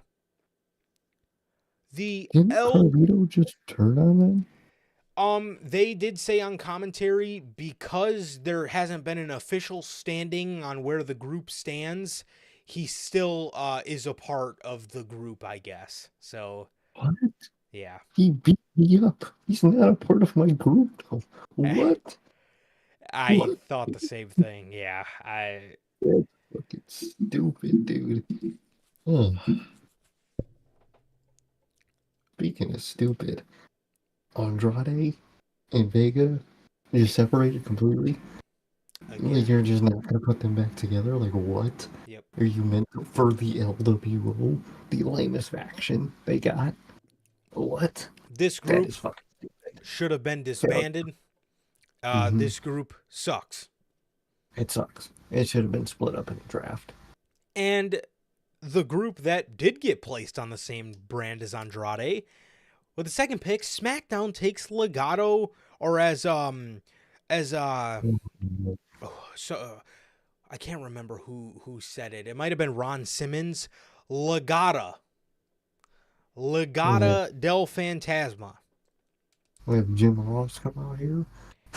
The fuck? Santos Escobar, Electra Lopez, Humberto Carrillo, and Angel Garza get drafted above Drew McIntyre, Judgment Day, Naomi, and Ilya fucking Dragunov. Bro, oh fucking K. Yeah. So, again, well, let me finish this, bro. Next, Raw keeps Drew McIntyre, good pick, and SmackDown drafts Shinsuke Nakamura. Fucking sayonara. Oh, thank God. Dude. Oh, dude, I'm so excited. Oh, The fucking my preferred show he's not on. I can't believe I'm saying that. But I'm dude. so excited he's not on Raw. Oh, I'm My so preferred pumped. show. I'm I don't have so to see pumped. fucking Nakamura. Oh, God. amazing. Loved Great. Nakamura. Oh, man. Again, Raw, like Sir K said, Raw is my preferred show. God damn it, I was so happy to see fucking Nakamura get bounced. Oh, loved it. Yeah, do fucking sis, bro. Oh, deuces, dude. Like Sir K said, Zelina Vega gets split from Andrade. Are you kidding me? Why are we not putting them together? Again, unless this group disbands soon, because who the hell wants to see Ray and fucking Joaquin Wilde and Cruz del Toro in a group? Nobody wants to see that. So I could see this leading to the group disbanding, and then maybe Zelina Vega, asking, for her, her Raw contract to be, fucking dismembered or whatever. Maybe something like that. Legado, I do like them on SmackDown. Again, I wish Zelina would have been put over there, but I do like Santos on SmackDown. I think that'll be a nice place for him. I don't really see a spot for him on Raw, and he just seems more of a SmackDown guy.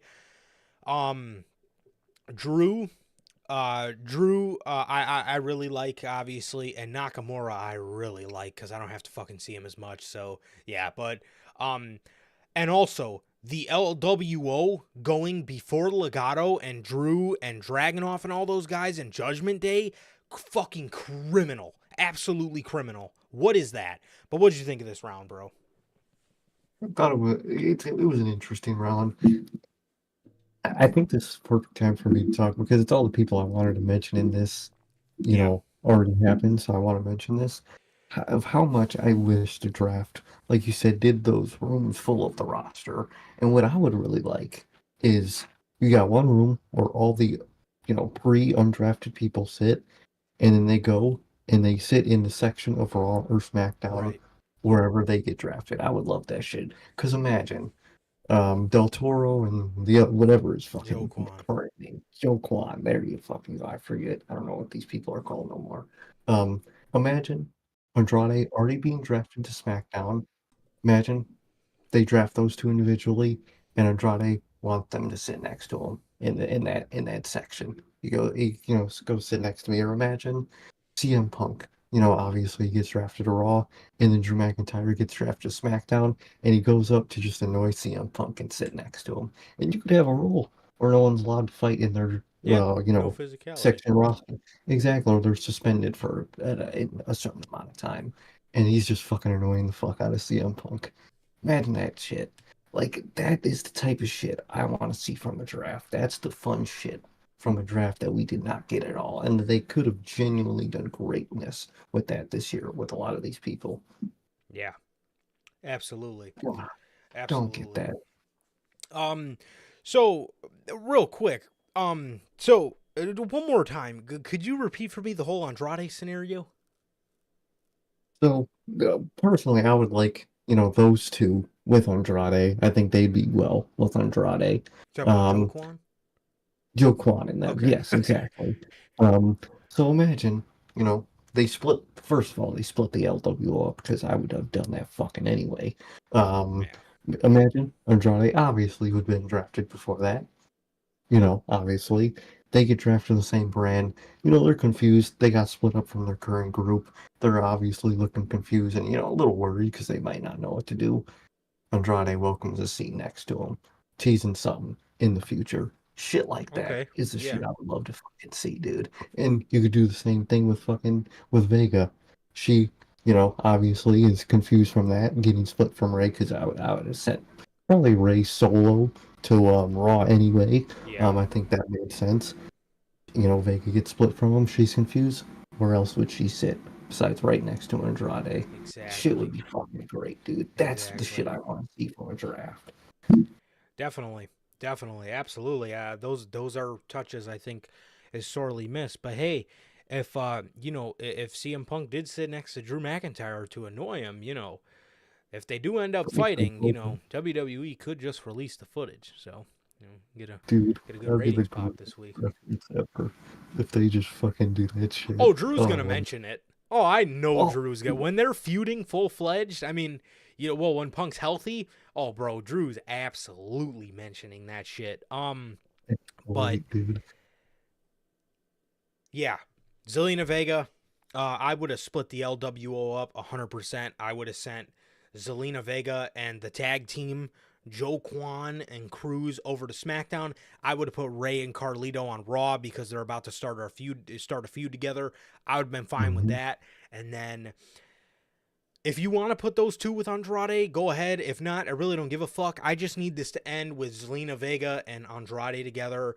But again, Exactly. I like Legato, or as whoever says Legata on SmackDown. I like Drew on Raw, and I am astounded with Shinsuke going to fucking SmackDown. Oh my god, please never come back to Raw, please. Deuces.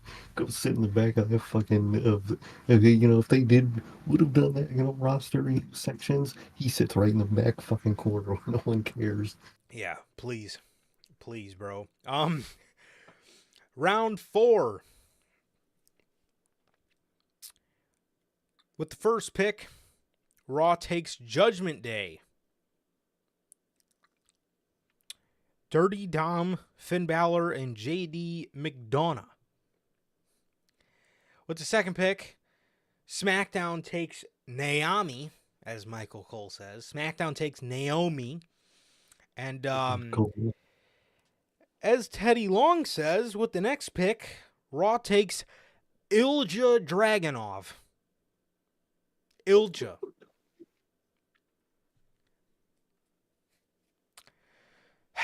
Raw takes Ilya Dragunov. And SmackDown takes Piper Niven and Chelsea Green. Okay. So that was round 4 of the draft. The Judgment Day have been such a prominent part of WWE television for the better part of a year, and they get drafted in round 4 behind the LWO. What in the world? And I know, so don't say, I know champions are locks, but I just really would have loved to see Judgment Day and Bloodline swap shows. I really would. I wouldn't have mind drafting the champs, to be honest. They're not, the titles technically, the way they're described aren't brand locked anymore, so it was the perfect year to do that. Yeah. The year that there were color-coded championships, they were able to go wherever they want. But this year, where they don't have color-coded titles, now we don't draft champions anymore. Okay. Dog. Come on, man. I don't understand. Yeah, I don't either. So Judgment Day goes all the way 4th round. Naomi, which, it's a good pick for SmackDown. It's all right, I guess. My whole problem is Ilya fucking Dragunov. So, okay, everybody in the IWC loves to talk about keeping up that same energy. So I'm gonna ask WWE what's up with their energy here, because how is it Carmelo Hayes goes round 1, but Ilya Dragunov goes round 4? The way I'm looking at it, Ilya Dragunov is a bigger pickup than, let's look at the people that were drafted before him. If I'm looking at the board, logically, with my brain, I'm drafting Dragunov over Naomi. I'm certainly drafting him over fucking Nakamura. I'm drafting him over Legato and LWO. I'm drafting Ilya over Braun Strowman, the Pride. I'm probably even drafting Ilya over Jade and Kevin Owens, if I'm looking at this board logically. And probably Damage Control as well. Maybe even Tiffany Stratton. Those are 10 people, if I'm looking at this board. And that's not saying anything bad about, the people I just mentioned. I mean, maybe a couple of them, but not all of them. Why wasn't Dragunov felt as a more important pickup? The way I'm looking at this, he's a huge fucking get. And he goes 4th round, 3rd pick? Makes no, especially because this was a guarantee that he was going to be drafted to a main roster brand. If it was just a surprise-ass call-up, it would have been okay. Because it would have been a surprise. Randomly in there. Again, imagine if we could actually see, Adam Pearce look down the sheet, notice that name, and pick it. And that would be a great moment to see. No, we knew Dragunov was going to get to the main roster in this. So why wasn't he much earlier? It would have been okay with this spot, even though it still would have been stupid, but it would have been okay if it was a genuine surprise-ass call-up. Yeah. But it was planned. We knew it was planned. You told us it was planned. So why wasn't it? Why wasn't he above people? Does not make sense. I don't get it, man. He was not taken as an important factor of this draft whatsoever. Ridiculous. Fucking ridiculous.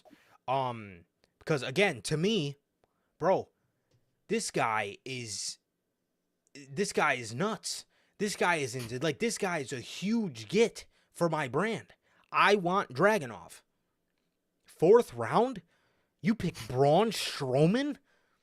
Love, I mean, I wouldn't say I love Braun, but I mean, Braun's a solid get, but like above fucking Dragunov? Are we fucking out of our mind? I don't get that whatsoever. How the fuck was Mello drafted round 1 and Dragunov? And not saying anything bad about Mello. I agree with him being drafted round 1. It makes him feel huge. Dragunov round 4? That means there was 1, 2, 3, 4, 5, 6, 7, 8, 9, 10, 11, 12, 13, 14 fucking picks before somebody fucking said, oh my god, let's draft Ilja Dragunov. Wild. Oh, And then Piper Niven and Chelsea Green. That's decent. Decent pick, I guess. Nothing really there. I guess that means instead of Adam Pearce having to deal with her, it's gonna be Nick Aldis. So that's nothing too crazy there. Not a bad pick, but nothing crazy. Like I dislike I get it. This is when I understand because Priest is the champ. But I would have liked Judgment Day on SmackDown.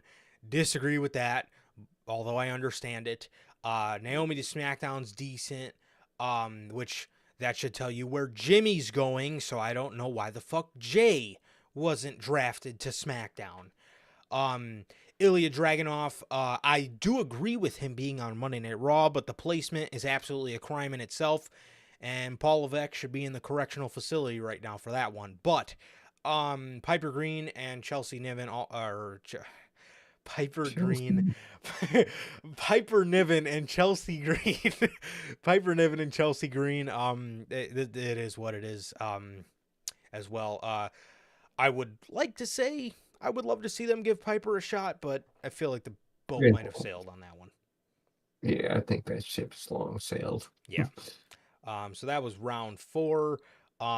Did you say everything you had to on these picks? Yeah, I would say. I mean, at this point, they were expected. Again, not what I would have done. But it was expected. The Judgment Day pick, and I would have moved up that Dragunov pick way more up. Yeah. The 5th round. Monday Night Raw selects The New Day. SmackDown then selects Pretty Zesty. And from NXT, Monday Night Raw selects Lyra Valkyria. And then with the last pick, this is actually a move I'm all right with because it gets them away from R-Truth. We'll get to that in a little bit. But the next pick to SmackDown is Indy Hartwell and Candice LeRae. Maybe Candice could be a nice little breakout from these moves, but Like that. this is about as basic of a draft round as it can get. I can't really say I disagree with any of these moves. I like the call up of Lyra Valkyria. Not too familiar with her, but I hear a lot of good stuff about her. Don't know why Roxanne wasn't called up. Anyways, a different story for a different day. I don't really mind any of these picks. I think the New Day are okay on Raw. I think Pretty Deadly's alright on SmackDown. I'm happy to see Lyra, on the main roster. And Candice and Indy, decent little move. I hope they get some nice spotlight on SmackDown. Definitely, man. I think this was a good pool right here. I think all these picks were made really nice, and I'm actually really intrigued on the Candice and Indy SmackDown move because with who they're accompanied by in the next round. So I'm excited with that. And with that, it's another one that's kind of criminal. With the first pick of the last round, the final round, round number 6, Raw gets the final testament. I said last year, well, We'll get to it. SmackDown gets DIY, Johnny Gargano and Tommaso Ciampa. Raw gets Big, Bronson Reed. And SmackDown gets Blair Davenport. Mhm. These are your final picks for round 6 of the WWE draft. And, why in, Go ahead. I was just going to say, why the fuck was Bronson Reed drafted so late?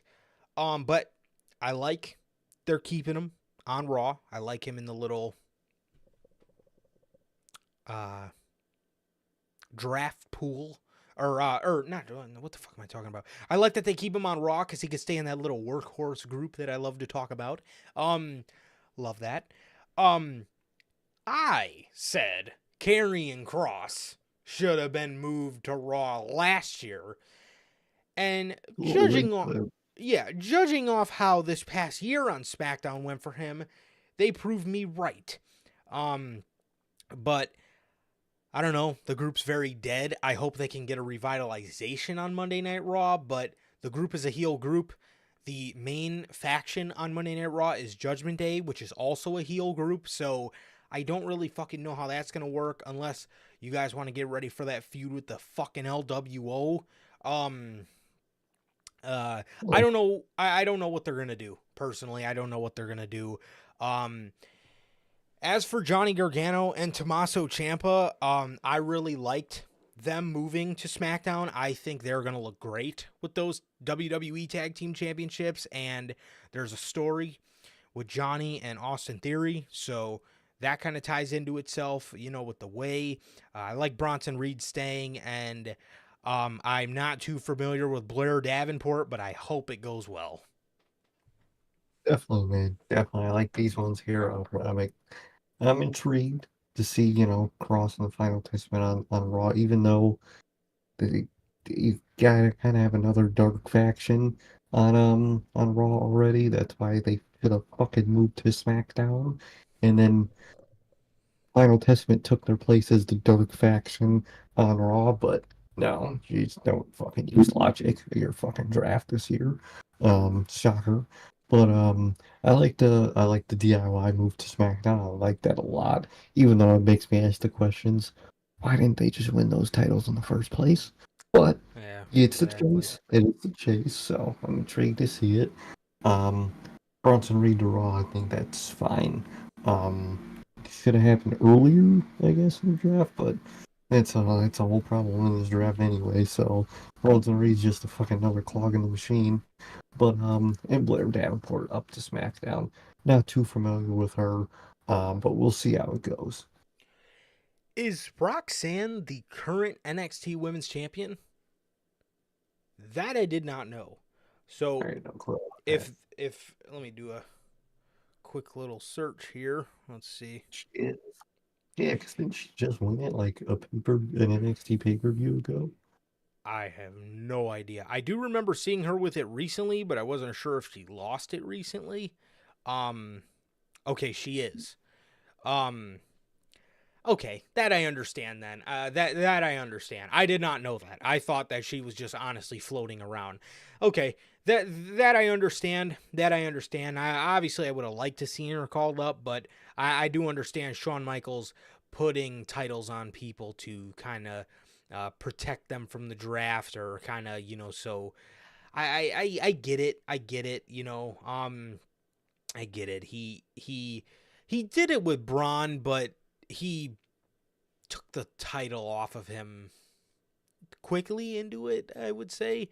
But yeah, I mean, I understand. I understand that. I guess I don't know. I do think though Sean probably does that to protect certain people because he doesn't want his brand to be ran dry. But like I said, man, why Roxanne is still floating around the NXT women's title scene is a little beyond me because she's far past that. She already had her run. Wasn't she the one to beat Mandy for it? So, Right? Damn. yeah. So, Why is she getting another title run? I don't know. I think it's time for her to be called up, but I do also hate when they call champions up, so that's why I do understand that. But I hope it does go well for Blair Davenport nonetheless. I hope she is good. But yeah, Final Testament could be a little too late, to be honest with you guys, man. But I'm willing to see how it goes for them. I'm messing with DIY. I like Bronson Reed staying, and I hope Blair Davenport is ready. But we did get a few extra picks.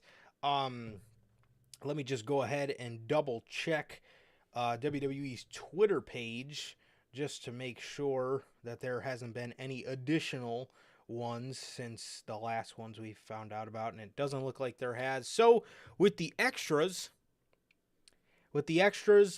following the draft, following the televised draft, we have Giovanni Vinci going to SmackDown. Oh Lord. What? Ooh, yikes. You're right there. I don't know about this one, man. I don't know about this one. I really do not know about this one, dude. Yikes. This could Doesn't be, look good for them. yeah. Again, unless Triple H really's got plans, unless Triple H has really got plans for him, do not be surprised if his days in WWE are numbered. And that Exactly. sucks to say because he's so good.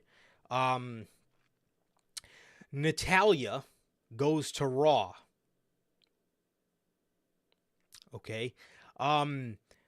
Dijak goes to Raw. I like it. This is one I like, but I'm a little scared not much will be done with him. Again, you got a lot of people with the same theme on one brand. You got Judgment Day, Final Testament, and Dijak on Raw, and they all basically have like the same like style of just style, kind of repetitive. You could have sent again fucking Judgment Day to SmackDown. I thought Dijak was in for an NXT title run. His hopefully his work on the main roster is better because he's very good. Because I don't know if his stuff ever got any better in NXT. I know people do love him, but again, I'm not gonna give you guys an honest opinion on NXT because I don't watch it. But I'm not gonna be able to give you the most knowledgeable opinion. But I just hope. I'm not saying it was a bad pick, because it is a good pick. I just really hope something is done with this man. Mhm. Raw gets Katana Chance and Caden Carter. Okay. And SmackDown gets Apollo Crews. He's employed. Yeah, another guy. You talk about be a little nervous that his days in the company may be numbered.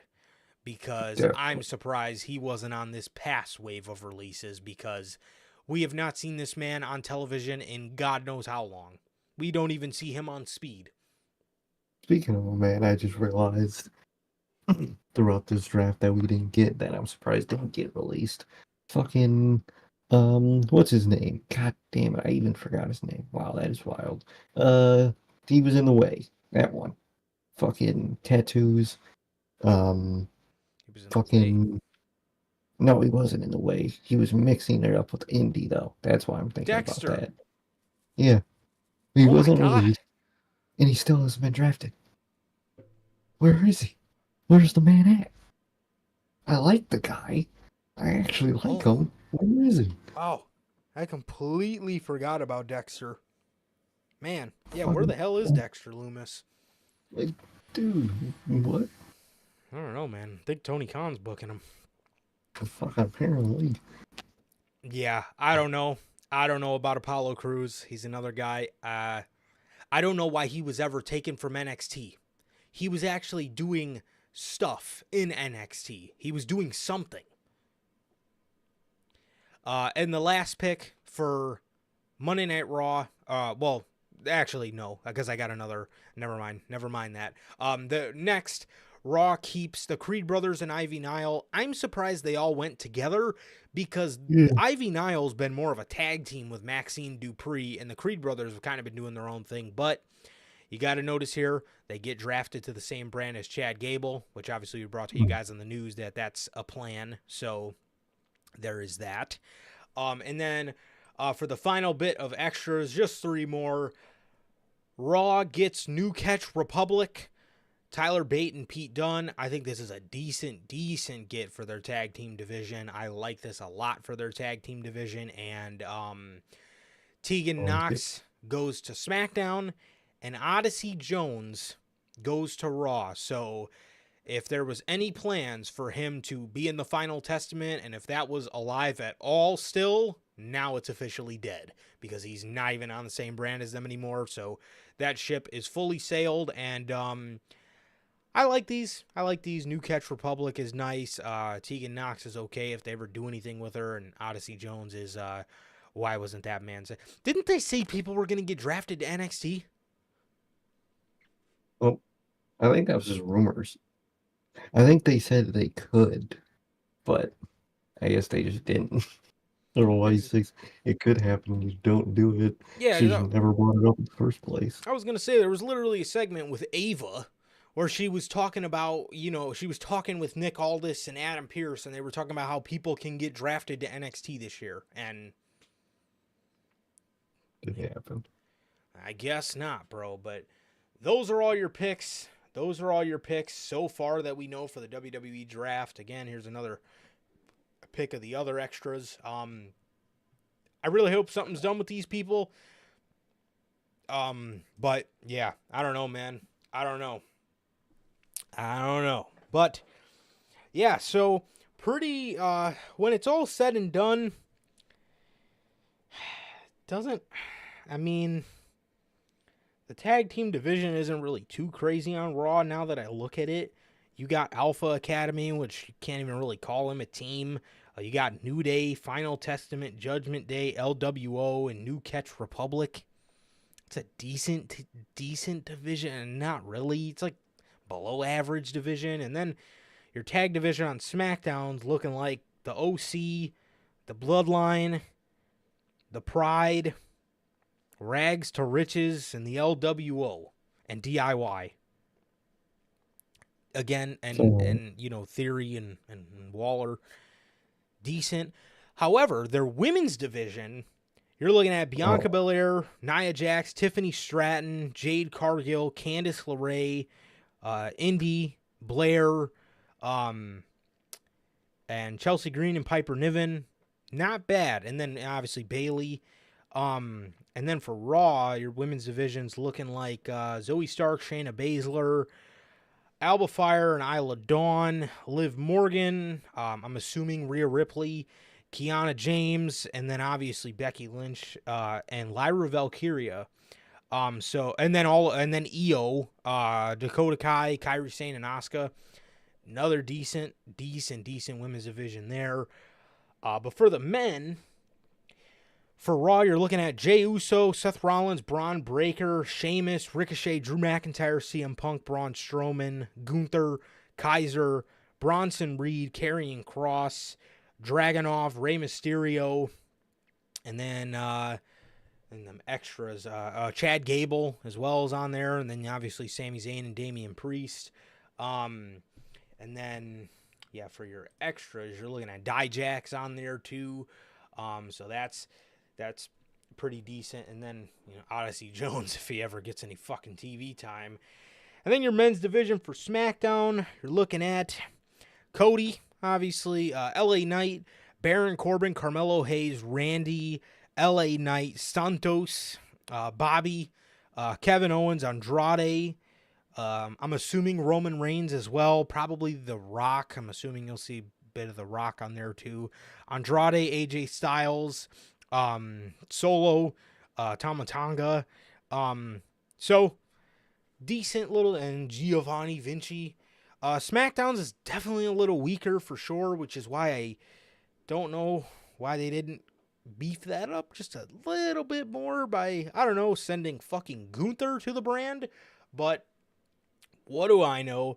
But yeah, man. But that's everything for the WWE draft. Honestly, pretty weak draft, bro. Again, Triple H is not the best with booking WWE drafts. He is not the best whatsoever, man. So yeah, I don't know. He's got to get his shit together. But yeah, yeah. Obviously, it was pretty weak, to be honest, bro. A lot of stuff I completely disagree with. A lot of stuff I completely disagree with. Not completely horrible. There was obviously some right decisions made, but those few huge ones are very very underwhelming as well. Very underwhelming to not see, like I said, people like Bloodline move and stuff like that. So, but yeah, that's a decent draft. But again, a decent, but I honestly wouldn't even say decent. Yet again, another year of a very below average WWE draft, in my opinion. Definitely a lackluster, disappointing draft. Um, wasn't bad, just definitely what it shouldn't or what it couldn't be. Um, they just didn't do it great in my opinion. Kind of pointless this year after, all is said and done. And I think they could have just done a lot better. But it wasn't horrible. And there is some interesting things that we'll see come out of this. So I'm excited for that, but we'll see how it goes from here, man. But definitely not didn't do great this year. Or did far from great. Definitely, man. Definitely. And with that, that is going to do it for your WWE Draft edition of Notorious Unscripted. Thank you guys for joining us, man. It's been another amazing episode of Unscripted. Thank you guys so very much for joining us. And it has been always a pleasure for my Johnny Mayhem. And Sir K. And that is going to do it for this edition of your WWE Draft Unscripted. Thank you guys so very much for talking the draft with us, talking another shit episode of Dynamite with us, man. Thank you guys so very much. Thank you guys for joining us, man. Vincent, how the hell are you, man? And welcome. I believe this is my first time seeing you, so welcome and thank you for being here, man.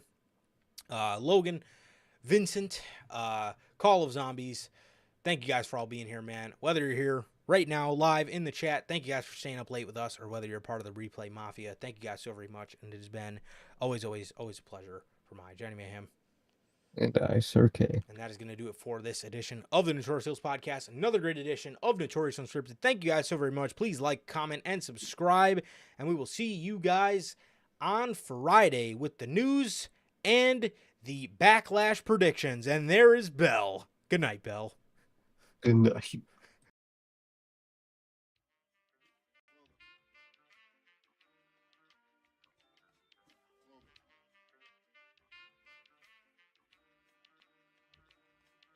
I used to get deals on the bitch. Now I throw shields on the dick to stop me from that HIV shit.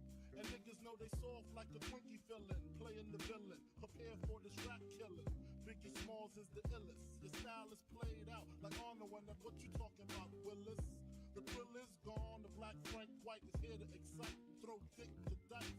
Bitches are like I'm brainless, guns are like I'm stainless steel. I want the fucking fortune like the wheel. I squeeze cats till my clips is empty, don't tempt me. You don't want the fuck Here I am, I'll be damned if this ain't some shit. Time to spread the butter lyrics over harmony grip. It's the mood killer death trap. Yes, I'm a jet black ninja. Coming where you rest at, surrender. Step inside the ring, use the number one contender. Looking cold booty like your pussy in December. Niggas stop bitching, button up your lippin'. From method, all you gettin' is a can of ass whipping.